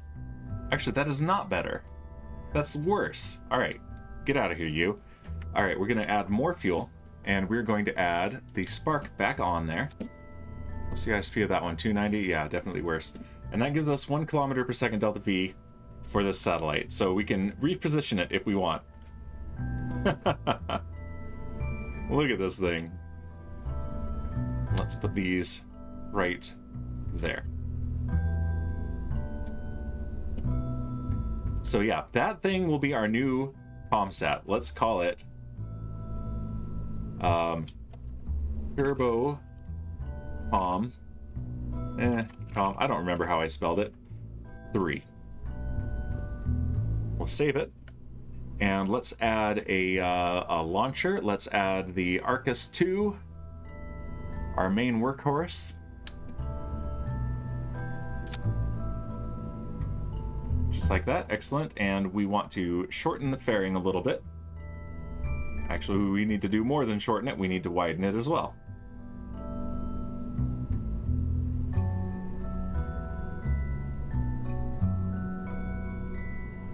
So we're going to have the classic Kerbal egg-shaped fairing. Oh, we haven't done anything like that in a while. Let's see. And this definitely has the delta V to get to orbit. Okay, so yeah, we are our own customer here. Let's check our staging. There's the main engine and the launch clamps. Main stage, second engine, fairing. And then that stage and that engine. Okay. Very good. All right, let's save. And let's roll this out to the launch pad, and let's put this up into a nice high orbit. Maybe even a polar orbit. I wish we could do a proper solar orbit in this game, but it doesn't model orbital mechanics accurately enough for that. But this will have to do, and hopefully, fingers crossed, the combined strength of these antennas. I love the oval says Louis, yeah. Classic, ridiculous, should definitely not be doing this fairing, is what that is. All right, let's turn on our flight recorder. Let's log our altitude, our acceleration, and our dynamic pressure. And let's watch this one. Target self, set position. This is going to be a night launch again. Let's watch it from over here. There we go. There's our nice view of the rocket on the pad. And yep, we are definitely go for launch. Throttle is up. Stability assist is on. And we will launch in 5, 4, 3, 2, 1, and liftoff. And with the fairing that big, I'm going to be pretty gentle on the maneuvers as we gain speed because I'm worried about drag on the front of the rocket. Vehicle is pitching downrange.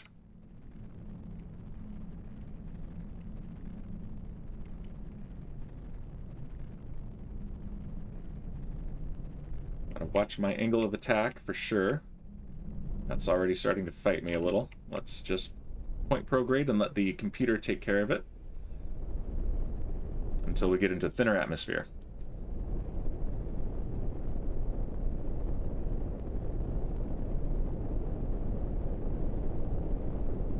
Look at that plume. Look at it go. Vehicle is supersonic. And we have maximum aerodynamic pressure.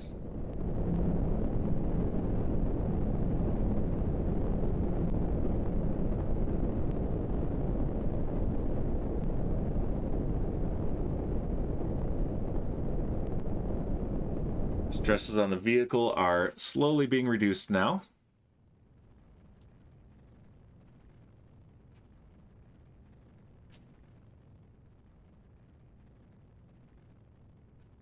And we're accelerating at about 2.5 Gs.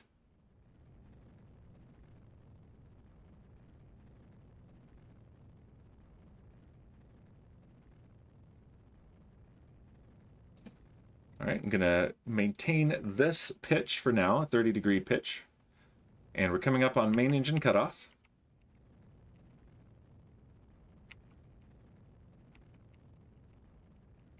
We have MECO, stage separation, and second engine start.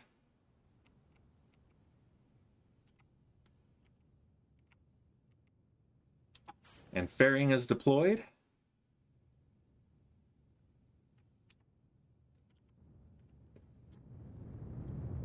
All right, here we are. Nice view of the engine there. It's like we've got a little bit of flow separation there. It's really just Z fighting on the textures, but it looks like flow separation. All right, we're going to put this in a nice high orbit because we want it to have as much clearance over Kerbin's horizon as possible. Because this is our deep space communications satellite right here. All right, we have reached space. All right, we're going to go for about 400 kilometers apoapsis. That should do it. And there it is. All right, let's deploy our solar panels before we forget. This is our first use of these really big ones, the Gigantor. Let's get this out of the way.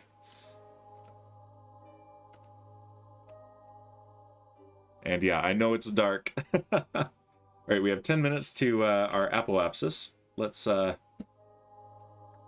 zoom in here.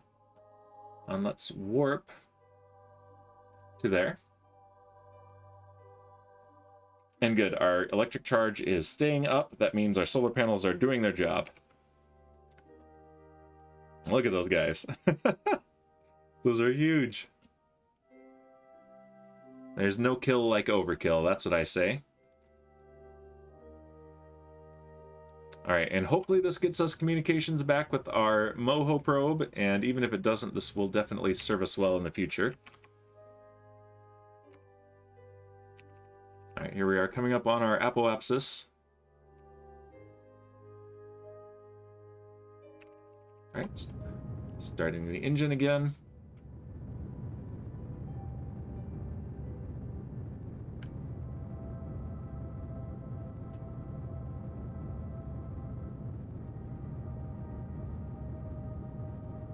And there it is, a very circular orbit. Alright, let's see, ComNet. This is a chart of everything that this thing has a connection to. Look at that. This is by far our most powerful satellite ever. And, oh my gosh, look at that. It's got connections all over the place. And most importantly, though, does it have MOHO Research Exploration 3, MOHO Probe 1? Does it have a connection? ScanSat Supreme 2 MOHO. Why doesn't it have a connection to you? No, it has a connection to everything else. Everything else. This is the saddest thing ever. No. All right, let's switch to this and just hope. Fingers are crossed that we have a connection. Fingers crossed? No. Why not? Why don't we have a connection? Let's see. Those are blocked. We do have electric charge though. Okay, so these are getting power though. Direct sunlight, yes. Antenna state idle. Now these don't need a deployment, do they? All right. Let's do an experiment here. Input locks, no control. Let's just see. Does this give us anything here? No.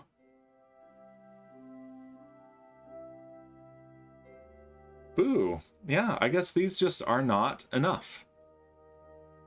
Well, that is really unfortunate because look how cool this satellite is. This was gonna go make a map of MOHO. I'm a sad Dan Bear Pig.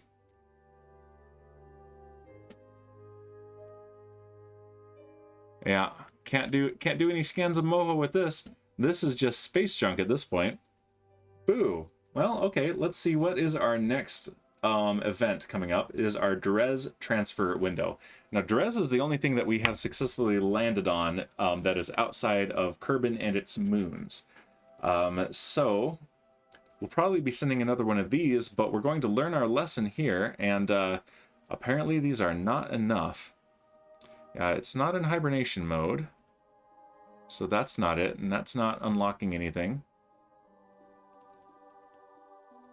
I don't think this is a bug. I think this really is inadequate antennas. Well, this does still have 11.5 kilometers per second of delta V, so it is entirely possible that later we will get connection to this and be able to repurpose it. That's my hope. And Proton Glitch says, so Danver, I've been meaning to ask how you came by your most eloquent name. Aha! So, if you're familiar with South Park and their joke about Man Bear Pig, I used to work at a copper mine. I had one summer job at a copper mine, and I made a Dan Bear Pig joke, and my supervisor started calling me Dan Bear Pig, and I liked it, so I kept it. And that's the story of Dan Bear Pig. And I think I might have already asked you, but I have a terrible memory. What's the story of Proton Glitch? And let's... Okay, let's leave this for now. Let's go back to the Space Center. And so we need to think about our next crew spacecraft. So let's take a look at the Pork. Are we on Pork 5 or Pork 6? Pork stands for Personnel Orbital Rescue Craft. Oh, you hadn't remembered the Man Bear Pig is a bit in South Park. Yeah. Yeah, I was working at a copper mine up in Alaska as a geologist. That was a fun summer. Okay, so there are nothing new here. And we do need to wait 2 weeks before we can do a launch, so let's go ahead and do that. So we are on day 251, so we need this to be day 265. So let's go ahead and do the warping now, and then check the mission board again. Okay, 252. 3. 4. And 5.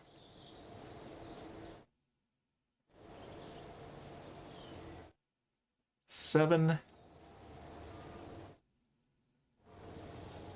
And 9. I think if you look really closely, you can see the grass growing. 61.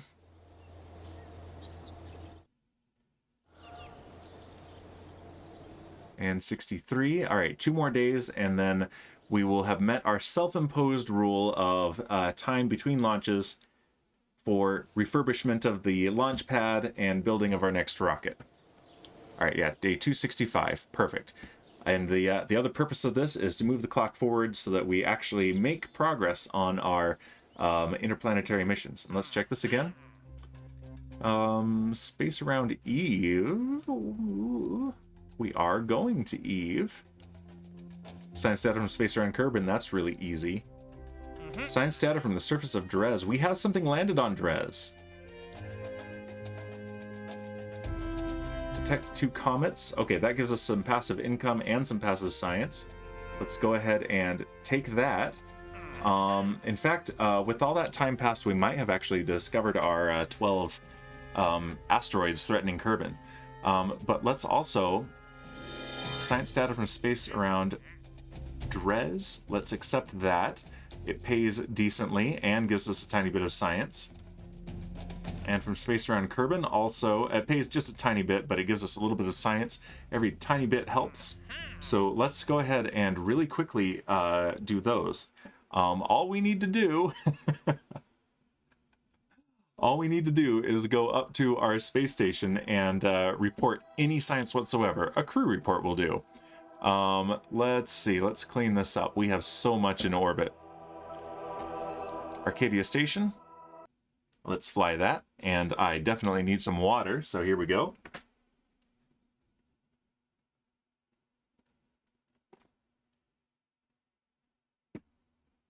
Excellent. Delicious, delicious ice water. All right, so here's our station, and I think we have someone in here. Yep, Eric's in there. Let's do a crew report. There it is. It seems we are very much in space right now. The sky seems to be mostly below us. Excellent. All right. Transmitted, even though it's not worth anything because we've already done that. And Proton Glitch says, Proton Glitch came about when I was thinking about a few things and kind of combining them. I was thinking about the microscopic world, particles, DNA, etc., and things like mutations, etc., and my chronic illness, which has a genetic component. Somehow, in that soup of thoughts, the idea of mutations, glitches, and protons coalesced, and the name was born. Super succinct story to tell, as you can see. Very nice. That's very cool. It's a cool name too. It just sounds cool, you know. Of course, you know, you came up with it. All right, let's clear some of our notifications too. Yeah, there we go. Build a new surface outpost on the moon. We didn't exactly do that. We crashed our lander, but it's a big lander, and it had enough things that it ticked all the boxes, so the game counted it, so I'll take it. Temperature surveys, each of the little checkpoints is something, so that's good. We have one more to go. We rescued Kerman San Diego a while back. More temperature surveys. Okay, that is all of them. Did that not... Scientific data from space around Kerbal. I just did that, you know. Did that not count? That was definitely a scientific report. Let's see. Who's a scientist? These are all pilots. Engineer. Pilot. Got a lot of pilots up in space right now. Pilot. There's Bo. Bo is a scientist. Let's go on EVA. Let's see about an EVA report. Oh, we even get some science for this. I didn't know we hadn't done one of these. Above Kerbin's Highlands. Yup, that's a mountain down there. What's of greater concern is the mountain of snacks that need to be eaten. Nom, nom, nom. All right. Keep the experiment. Board the ship. And let's transmit that. View stored data. There we go. And, of course, it's changed because Kerbal. You realize you forgot to eat lunch and hunt in the cupboards for a snack. It didn't change that much. It's still about snacks. Transmit the data.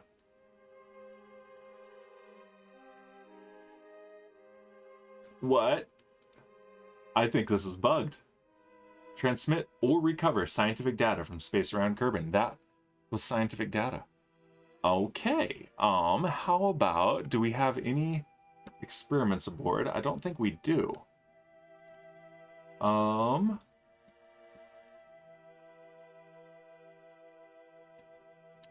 Experiments available right now. Crew report while in space. EVA report. Space near Kerbin's Highlands. Huh. Interesting. And Proton Glitch says, I shall resume the lurking to do a bit more editing. Are you going to be streaming a while yet? Probably for another hour. I usually go 3 hours. Sometimes I go longer. I don't know if I will today or not. That should be completed. I may need to do something else. Let's see. Kerbal 3. ComSat 1. What about our profit sats?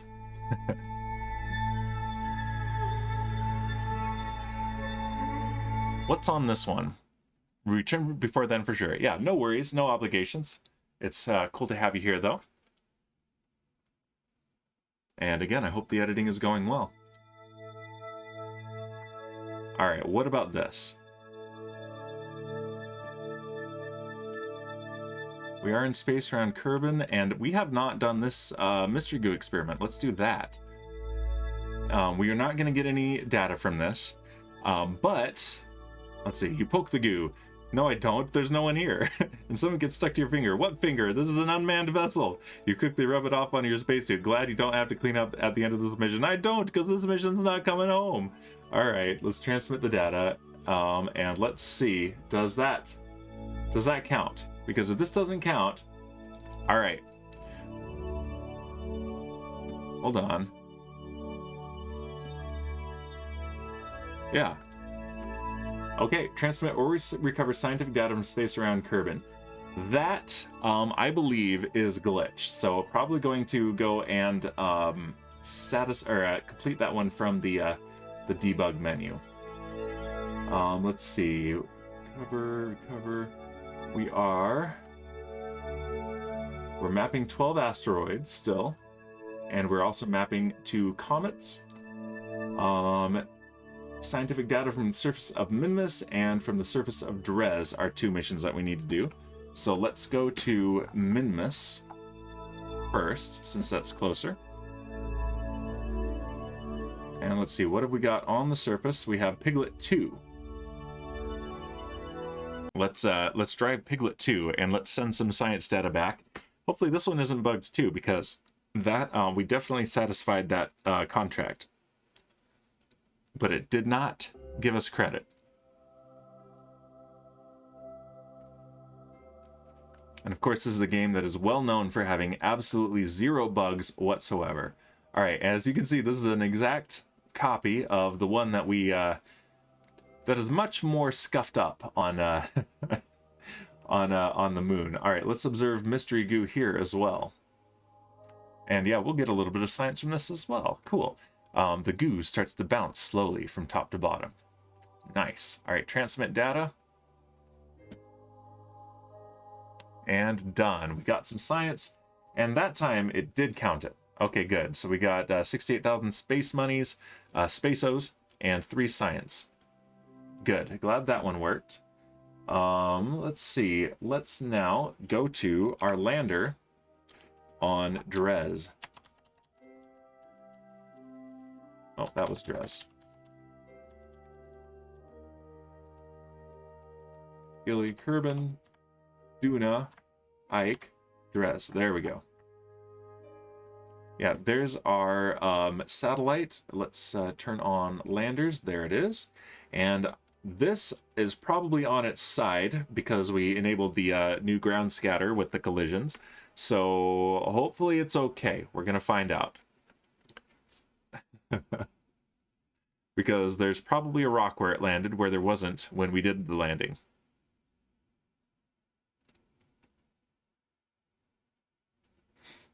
All right, it's loading it up, thinking about which rock to put right under the landing gear. Whoa, we're clipping through the... What did I say? Look at that. Oh, that's awesome. We have no probe control. Okay. Where is our satellite? Is it because of that? Yeah, I think we're occluded from our satellite. So... let's switch to this. Okay, what are the alarms? We are at where we wanted to do a launch, but we're not obligated to do a launch now, so we can let this go a little bit. No probe control. Let's see. It's in its slow part of its orbit too, so let's time warp a little bit. Okay, and this is rotating.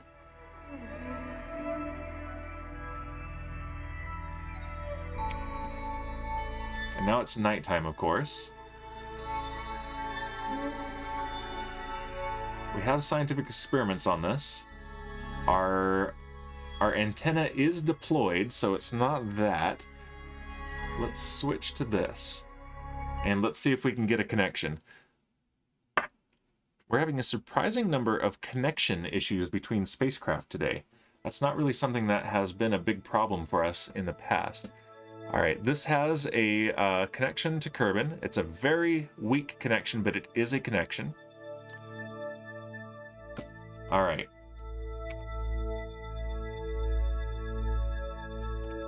Yeah, I think we are still occluded by Drez. Let's time warp a little bit. There we go. Look at that. We've got a connection. Beautiful. All right. Let's choose our lander. It's calling it a probe relay. Okay, this is the relay. All right, let's switch to the target. And now, if it doesn't bounce too much when it loads in, and we can send some data back, we're golden. Yes! Okay, we have full probe control and can transmit science. We're also upside down. But you know what? Upside down is okay. Upside down works. Our batteries are... We only have battery power right now, but that's okay. What can we do? Let's do something with low data. Let's log our temperature. You wonder if Tanya would like it here. Who's Tanya? It's much better than Tylo. All right. Transmit data. Done. And satisfied the contract. We got 160,000 spaceos and 3 science. I'm very happy with that. Okay. Well, why did this one not happen? That's very strange. Did it have to be? No, it doesn't have to be from a new craft, because that wasn't a new craft, and neither was the one on Minmus. Oh well. That's alright. Let's go back to the Space Center. And let's take a look at the design of our lander and see if there's anything that we can improve that will hopefully result in fewer crashes on the moon. We landed it on Minmus just fine, but Minmus is super easy. There are a lot of very flat places, even with the parallax scatterer. And there is such low gravity that you can like stand on one lander leg and it's nothing. All right, let's also just double check. Science data from space around Kerbal. That's it. Transmit or recover scientific data from space around Kerbal. It's identical to the other ones, so other than it being, you know, Kerbal. Where is...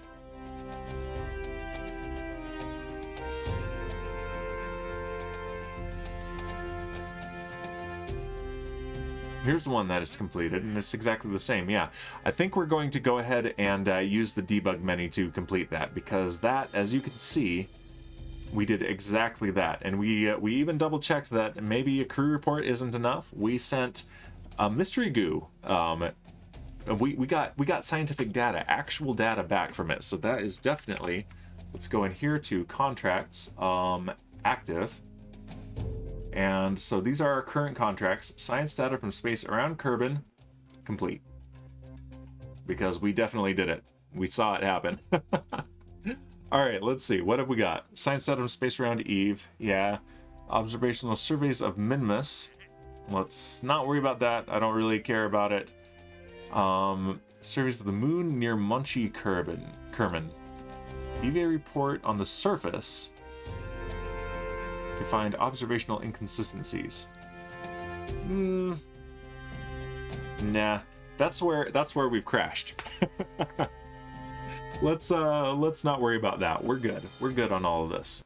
Instead, we're going to the vehicle assembly building, and we're going to load up our most recent iteration of our Pork rescue vehicle, the Personnel Orbital Rescue Craft.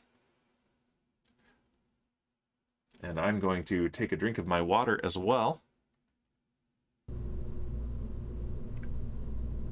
There we go.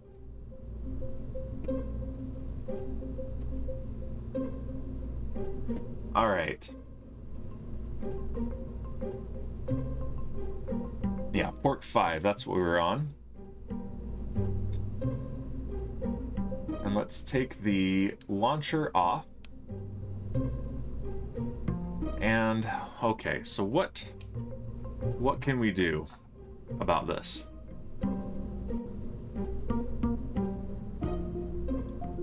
Can I reach the pistons in here? Saw it for a second. There we go. Yes. Okay, target extension all the way out. These are our customized landing gear.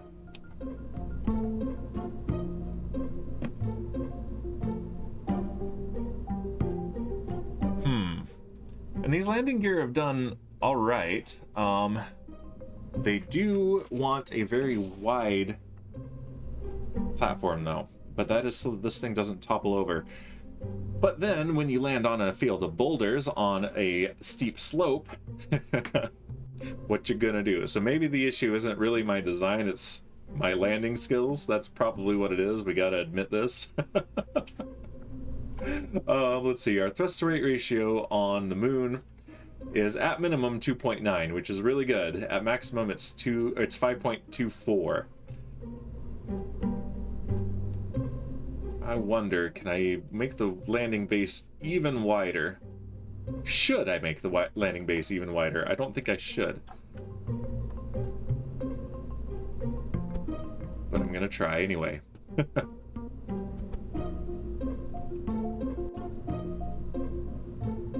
Just a little bit.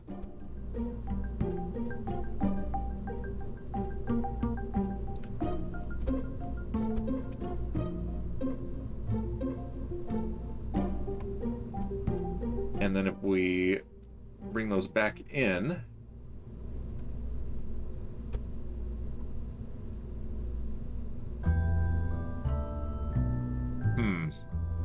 Kit says, I've returned. Hello. Hello, Kit, and welcome back. Okay. Maybe. Let's see what happens when we put this back on. What kind of clearance do we have in the fairing? We will need to widen the fairing just a little bit for this.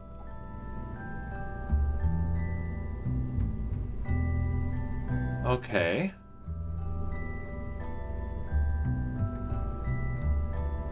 And we're gonna call this Pork 6. Yeah. Let's build a new fairing. There we go.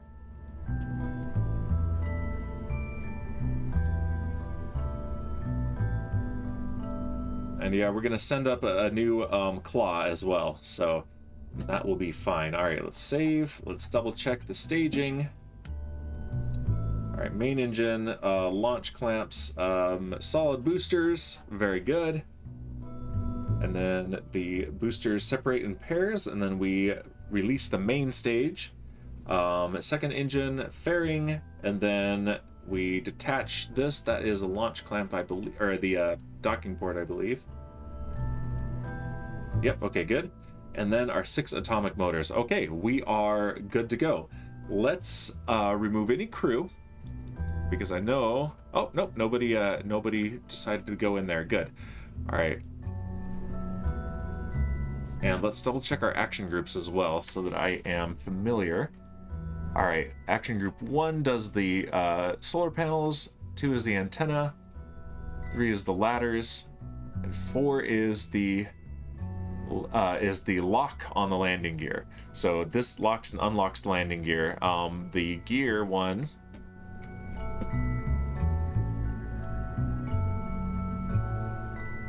Why is the gear one not set? Toggle piston. There we go.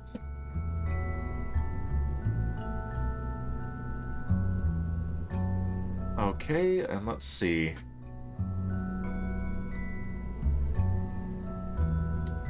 We want a decent amount of damping too. Let's increase the damping on these just a little bit. All right. I like the shiny fairing. Me too, Kit. This is, I keep using this one because it's my favorite one. All right, I think that should do it. So yeah, 4, we need 4 to, let's just double check this. Yeah. Why is that showing up yellow? Interesting. Okay.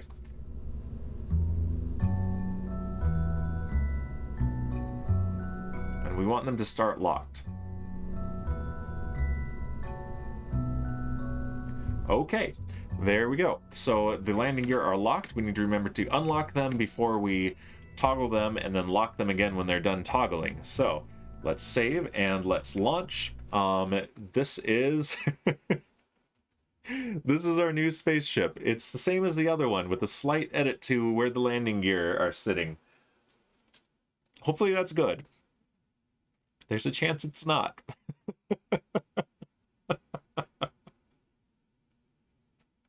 I'm just glad that nobody died in that incident. They're just, you know, stranded. Let's see if maybe we can go save them. All right. Well, let's throttle up. Stability assist is on. Fine control is on. We are not recovering this launcher, so we don't need that. Let's turn on our graphs. Altitude, acceleration, dynamic pressure. Those are the 3 important things that I care about. And let's see, do we have cameras on the outside? Oh, we have this landing camera. That's cool. And we have all the docking port ones. But other than that, no. Let's not worry about that. Let's do our traditional Kerbal view here. All right. But yeah, we are go for launch in 5, 4, 3, 2, 1, and liftoff of the Pork 6 personnel orbital rescue craft. Now that Pork 5 is a permanent surface outpost on the moon, apparently. Vehicle is pitching downrange. Excellent launch, says Kit. Thank you, Kit. Everything is looking normal, or as Tori Bruno of United Launch Alliance likes to say, it's going right down the launch corridor. It's hot, straight, and normal. All right, vehicle is supersonic.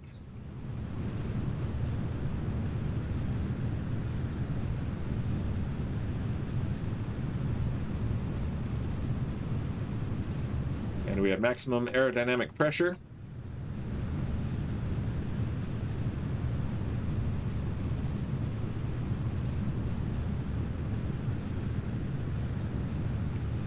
Looking good so far. Coming up on solid booster burnout. Let's hold prograde for that. SRB burnout. And clean separation. Very good.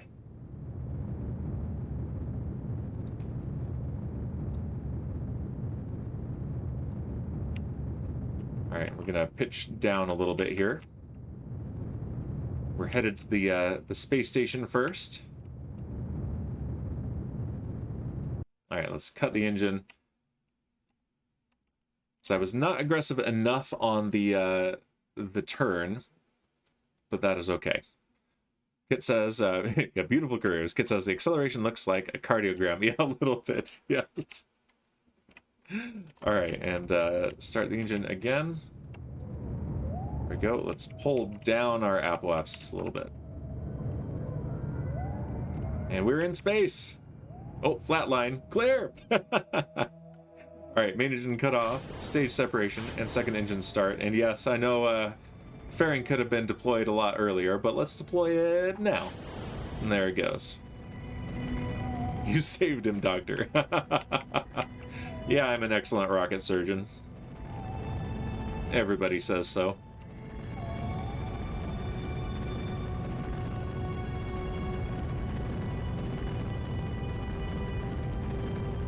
But yeah, I wanted to be a little more aggressive on that turn, but it was already fighting me. Widening the fairing a little bit definitely made a difference on the drag. So, and I did not want to push that angle of attack, even though I really wanted a stronger turn. But we'll be fine.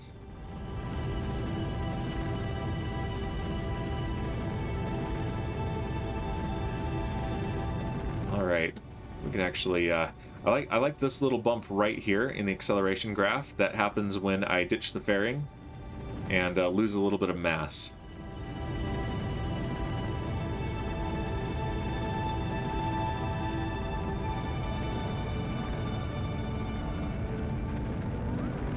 All right, yeah, we're circularizing nicely.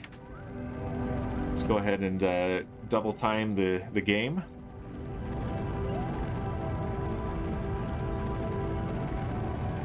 The simulation. Pitch up a little bit. Try to hold that apoapsis close to 150 kilometers. We can also set our target now to Arcadia Station.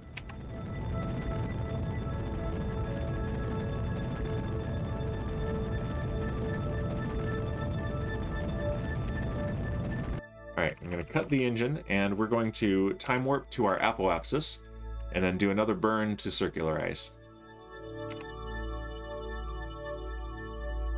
Just like that, and let's point prograde. And our periapsis is already getting up there, so we're gonna get about 10 seconds away from apoapsis. I think we'll do it. And ignition. Yeah, that's looking very good.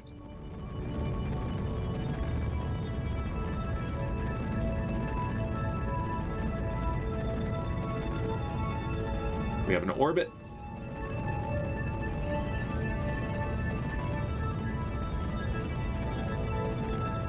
And now it's a circular orbit. Very nice. Let's see where we are relative to our station.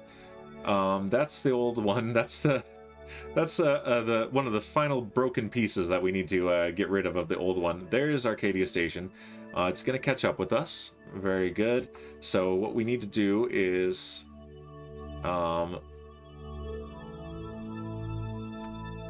if we pin that, And now let's just burn prograde. And this will come together. And that's where we're going to meet up with the station on the next orbit. Alright, we are out of fuel on this stage. More space junk for Kefri Bezos to take care of. And let's ignite our atomic motors. There we go.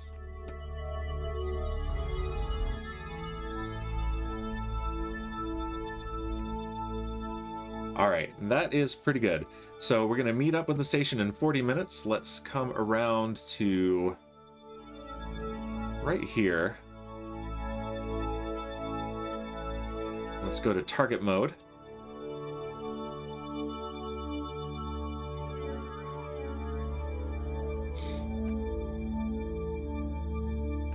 And there's the station catching up with us underneath.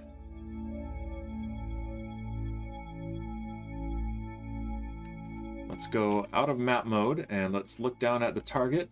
Station is 36 kilometers away. We're going to point retrograde.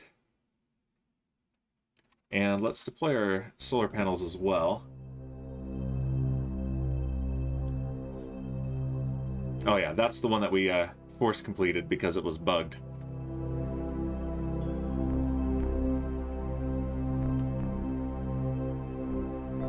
Alright, and let's time warp a bit and get closer. 30 kilometers away.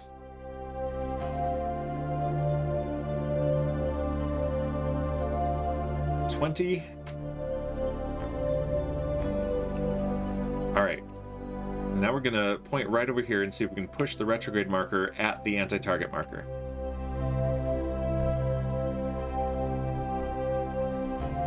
And that seems to be working. The separation at approach is dropping. It's now down to 5 kilometers. 4. And that's as much as that burn is going to do. So, let's point retrograde again.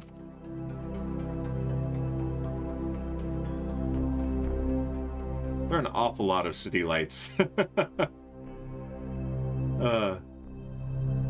Kerbal is apparently very populated, and yet we never see anybody who's not in our crew. Alright, we're at 9 kilometers away.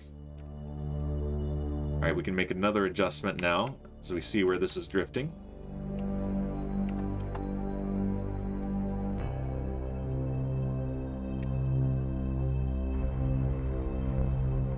Alright, separation as 2 kilometers. 1, let's thrust more gently now.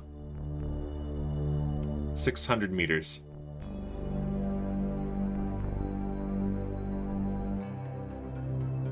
All right.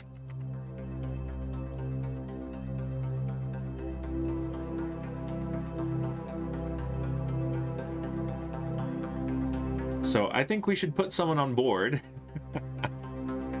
We should have a pilot, and then we should go rescue. I think it's Bowsy, Munchie, and someone else. I can't remember who else is on that mission, who is now stranded on the moon. But we should also maybe pick up Shipwreck and Kit if we've got enough fuel for that. Although they still have one more, maybe more than that, leg of their mission. Alright, let's slow down and get a little bit closer. Save me, says Kit. Maybe, I'll consider it, Kit. I'll think about it.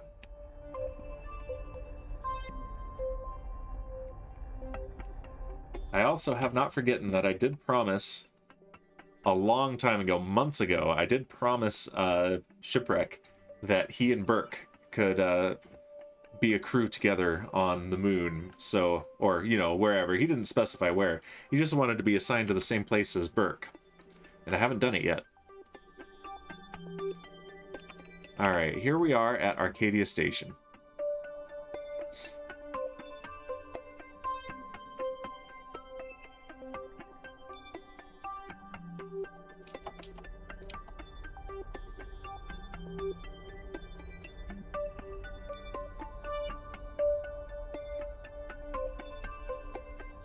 And here's the trick.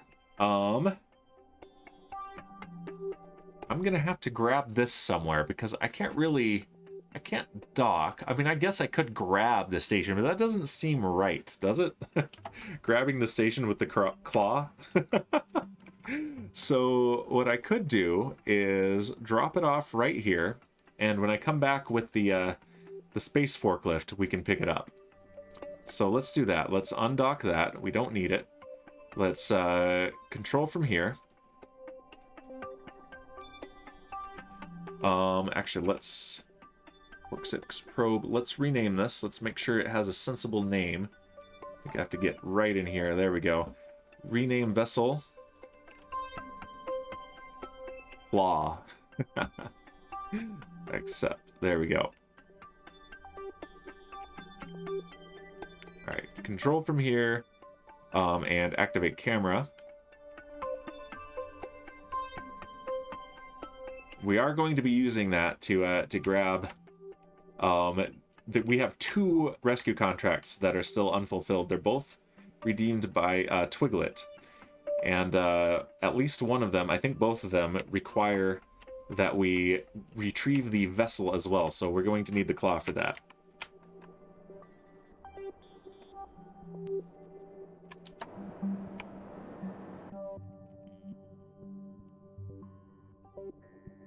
Alright, we'll dock right here.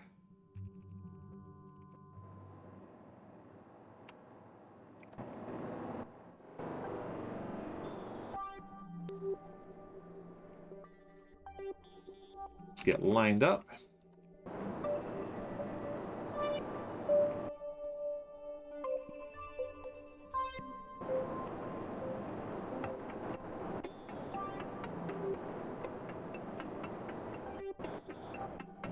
Routine docking at this point.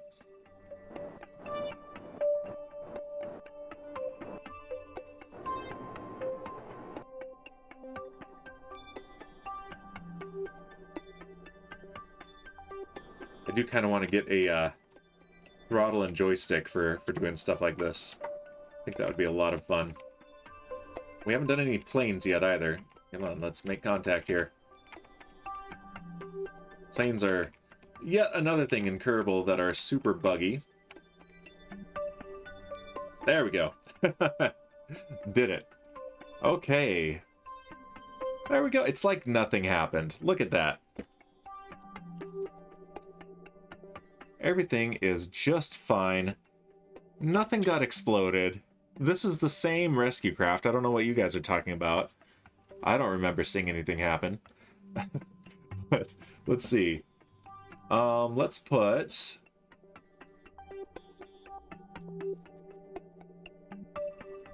Not Tizan. Not Eric.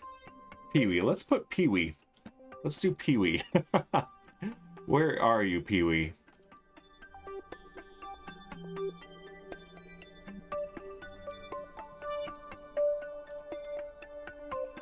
Not there. Is Pee-wee on board? Might be in here. No, Pee-wee must be on board this capsule here. Yep, there's Pee-wee. Okay, transfer crew. Pee-wee Kerman, you are going to fly this. Perfect, says Kit. Yes, yes indeed, perfect. Always perfect. And let's see, let's transfer some fuel, make sure this thing is leaving fully fueled. So liquid fuel.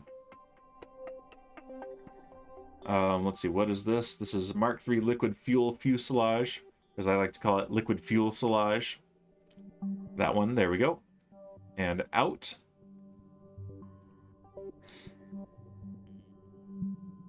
Alright, that's fully fueled, and it's also pumping into some of these other things as well. It's pumping into here, isn't it? Yeah, that's what it was doing. Alright, that is fine. Alright, we can stop that. Let's also top off the monopropellant, which we're going to need to send more of this up soon as well.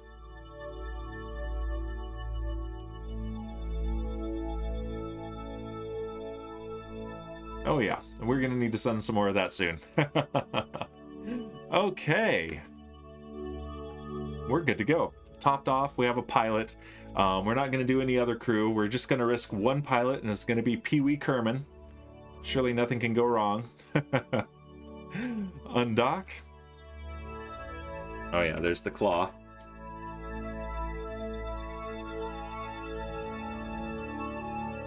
Let's back off.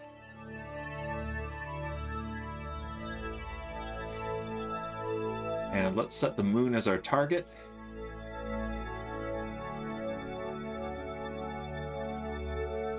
Let's turn off relays. That's messy. There we go. Let's also clean up the comms net. Look at that. That's our comms network. We have connections to everything except for that MOHO probe. Dang it. Are we sure about that? Let's double check. I really want a connection to that MOHO. ScanSat Supreme 2 MOHO. Yeah, that's the only thing that we don't have a connection to. Boo. Comnet path. Okay, there we go. That's a lot cleaner. So now the moon is right here. So by the time we get there, it'll be about here, I think. So if we add a maneuver, come on, right here.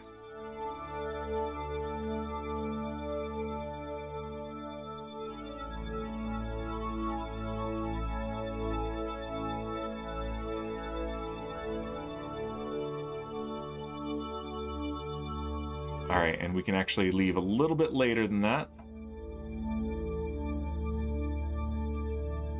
Okay, that's pretty good right there. I like that. And then we're going to want to get ourselves an orbit that will let us land about where the other one is. And the likely outcome is that we will have 2 expensive crashed landers. But that's what we're going to try to avoid. But that's probably what we're going to have. We'll see. All right, so in 25 minutes, we're going to do a 2-minute, 40-second burn. So let's see. Let's warp to here.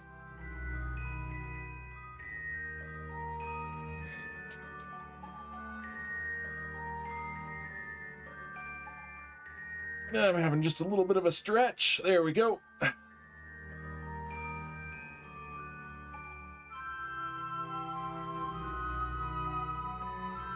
All right, we're coming up on the maneuver in a couple minutes. So let's turn our vehicle to point towards the maneuver marker.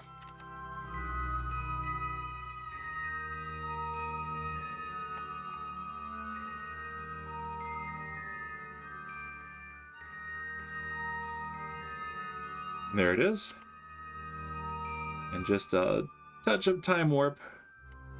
And at about 1.5 minutes, we're gonna go for it.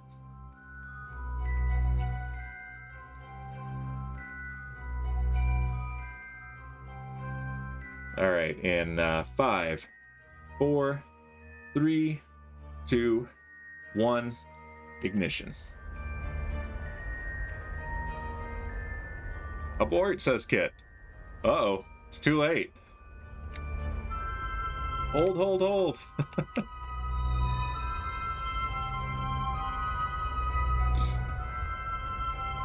All right, there's our apoapsis.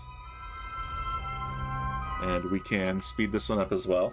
We do that a lot with these nuclear engines.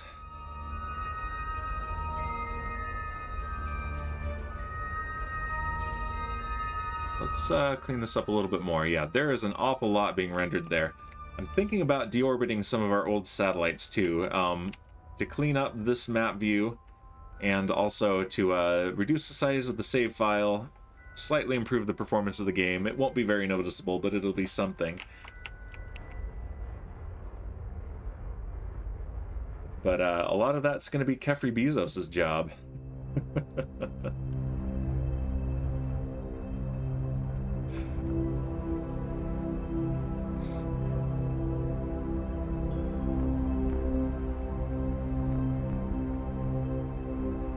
Alright, everything's looking good so far. Coming up on the end of the burn.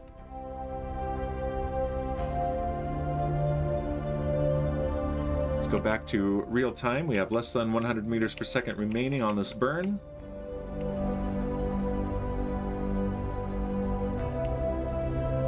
50 meters per second. Let's throttle down.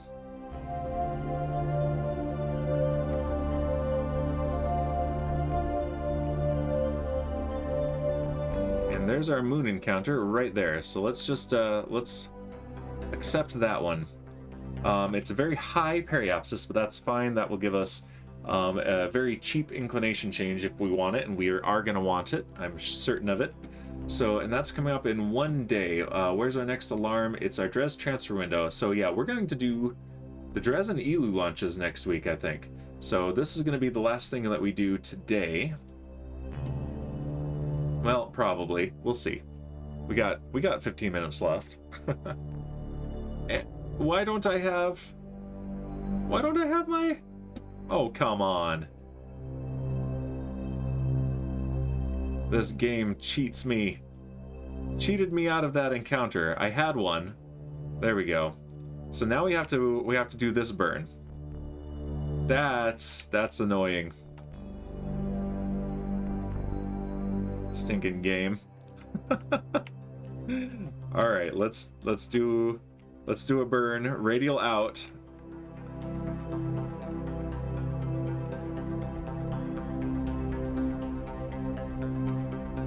Come on, there we go. And let's reestablish our encounter with the moon because, yeah, that was not cool. That's not okay, game.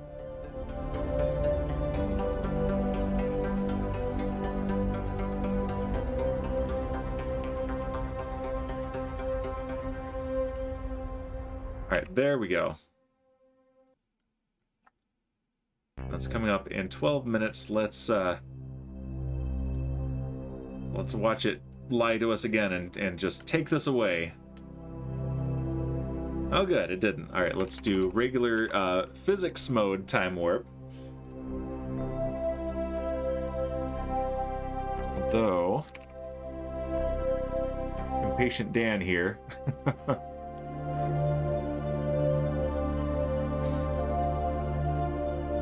So far, it's not snatching this encounter away from us.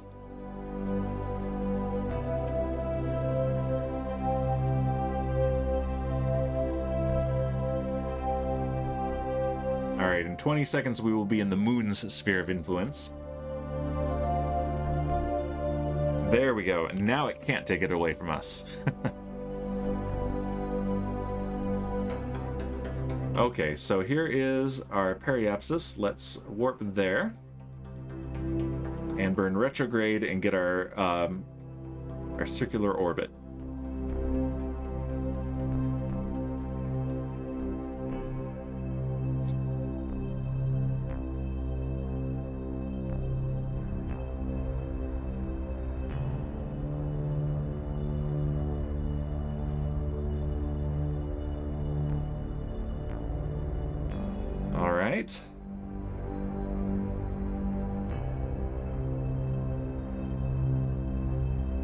And there it is. Okay, so what is port 5 classified as? There's our cargo drop pod. There's PIGLET 1. It's in that general area, but it is okay. Good. It's classified as a ship. All right, let's set that as the target. That is where we're going to try to land. So, all right, we have 3.6 kilometers per second of delta V remaining. And actually, we're in a nice equatorial orbit, and we're landed there on the equator, so this is actually all right.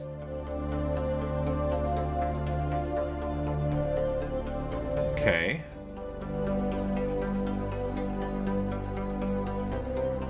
This is giving us a descending node, but that's all right. Let's burn retrograde. Let's lower this orbit. Best of luck, says Kit. Are you headed out again, or is it just luck for the landing?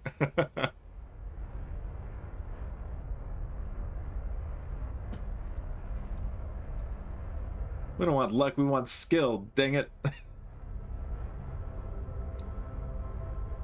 All right. Now let's time warp a little. Not gonna lie, I'm super nervous on this one, especially trying to land in such a specific spot is beyond skill. Rude.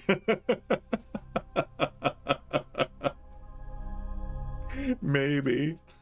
Especially since we had such a low frame rate landing a part count craft.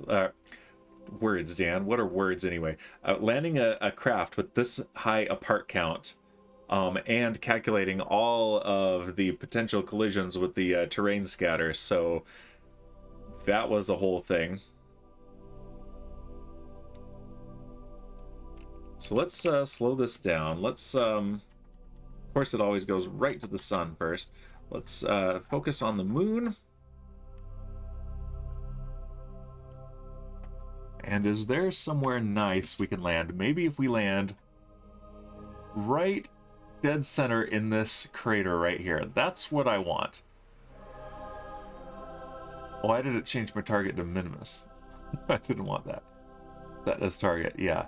Let's see if we can land right there, and then we're gonna have to EVA our guys out. And then maybe Pork 5 can become a seismic experiment. An impactor. We can see if we can get it to take off again and then slam it back down. That'll be fun. All right.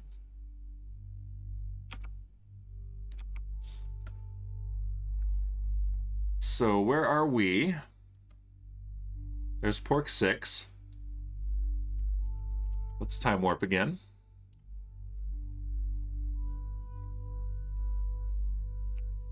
All right, we're coming up over the top, and it looks like we're going to have some nice lighting as well, so that's good.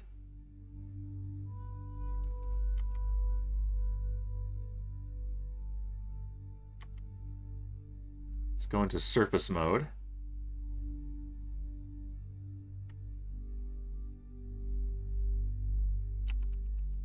All right, and let's point right at the horizon, pitch down to 0 degrees. And let's slow down.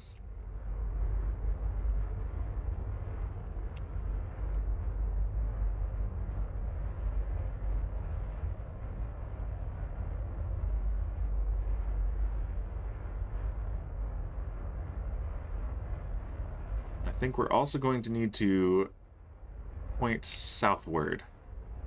So let's do that.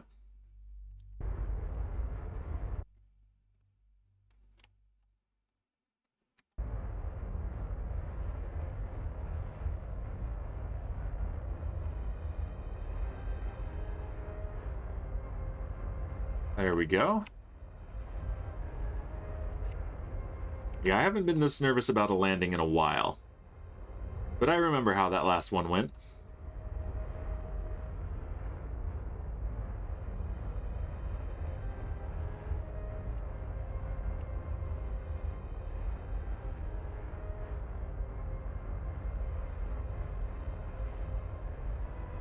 Okay.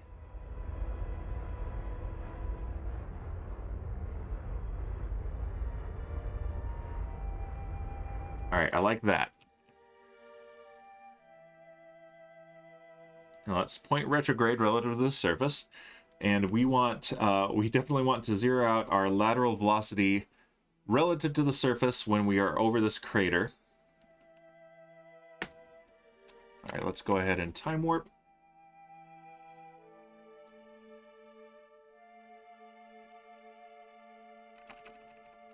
All right.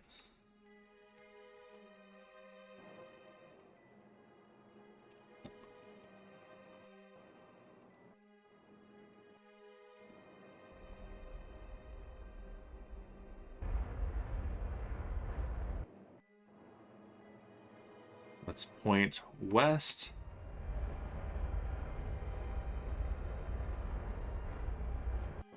There we go. That's pretty good.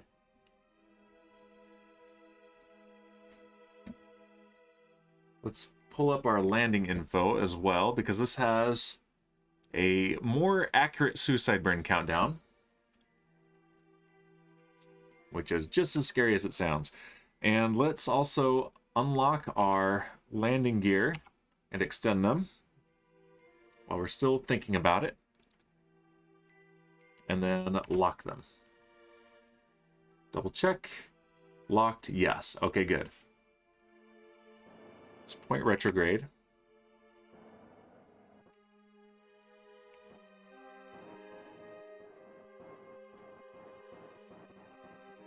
Watch our fuel. All right, we are just under 3 minutes away from a suicide burn. And hopefully landing right there. Oh boy. I'm sweating this one. Actually, it's going to be super easy. Barely an inconvenience. I hope so, Kit. Oh no. You're jinxing it. All right, we're 50 seconds away from needing a suicide burn. Confidence boost for you. Uh-huh. Uh-huh. Okay.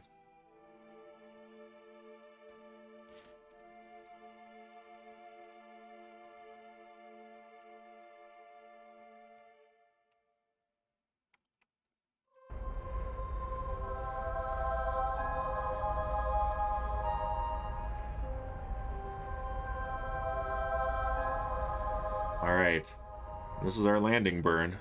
This is a cool view though. Look at that. These textures are just so good. Alright, pointing retrograde.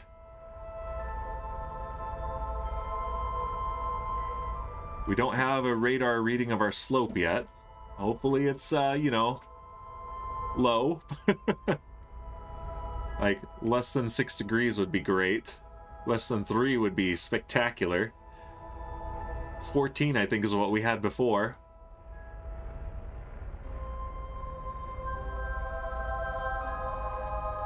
Alright, our suicide countdown is going up, actually, which means we are doing better than the estimate, so that is good.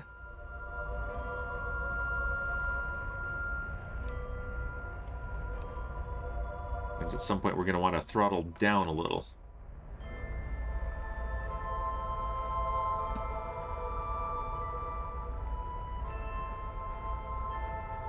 I'm still nervous because we don't have any slope reading yet.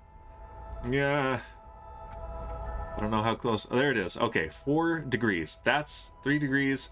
It's fluctuating between 4 and 5. That's not bad at all. I'm okay with that. All right, cutting the engines because we're going way slower than the predictions.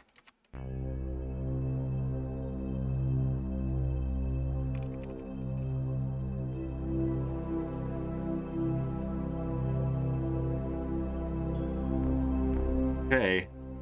And you saw we're not doing any quick saves or anything. We're just doing this. Now the slope says 11 degrees. Why does it say that? No! 12 degrees, no! 13 degrees, no! Don't do that! No!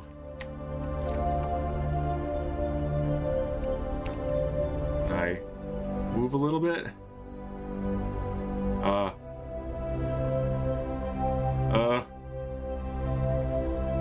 That's not doing much for that confidence.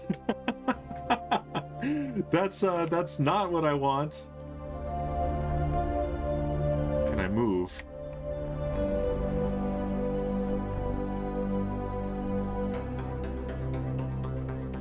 .8, 9.6. That's a little better.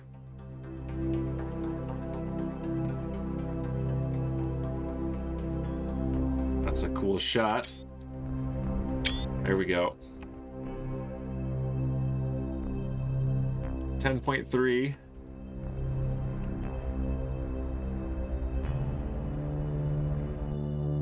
All right, let's aim a little bit away from these boulders. There we go.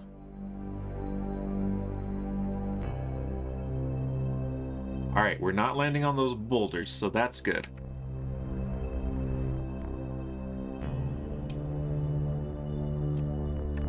All right, let's stabilize our speed. miss rate ratio very close to 1.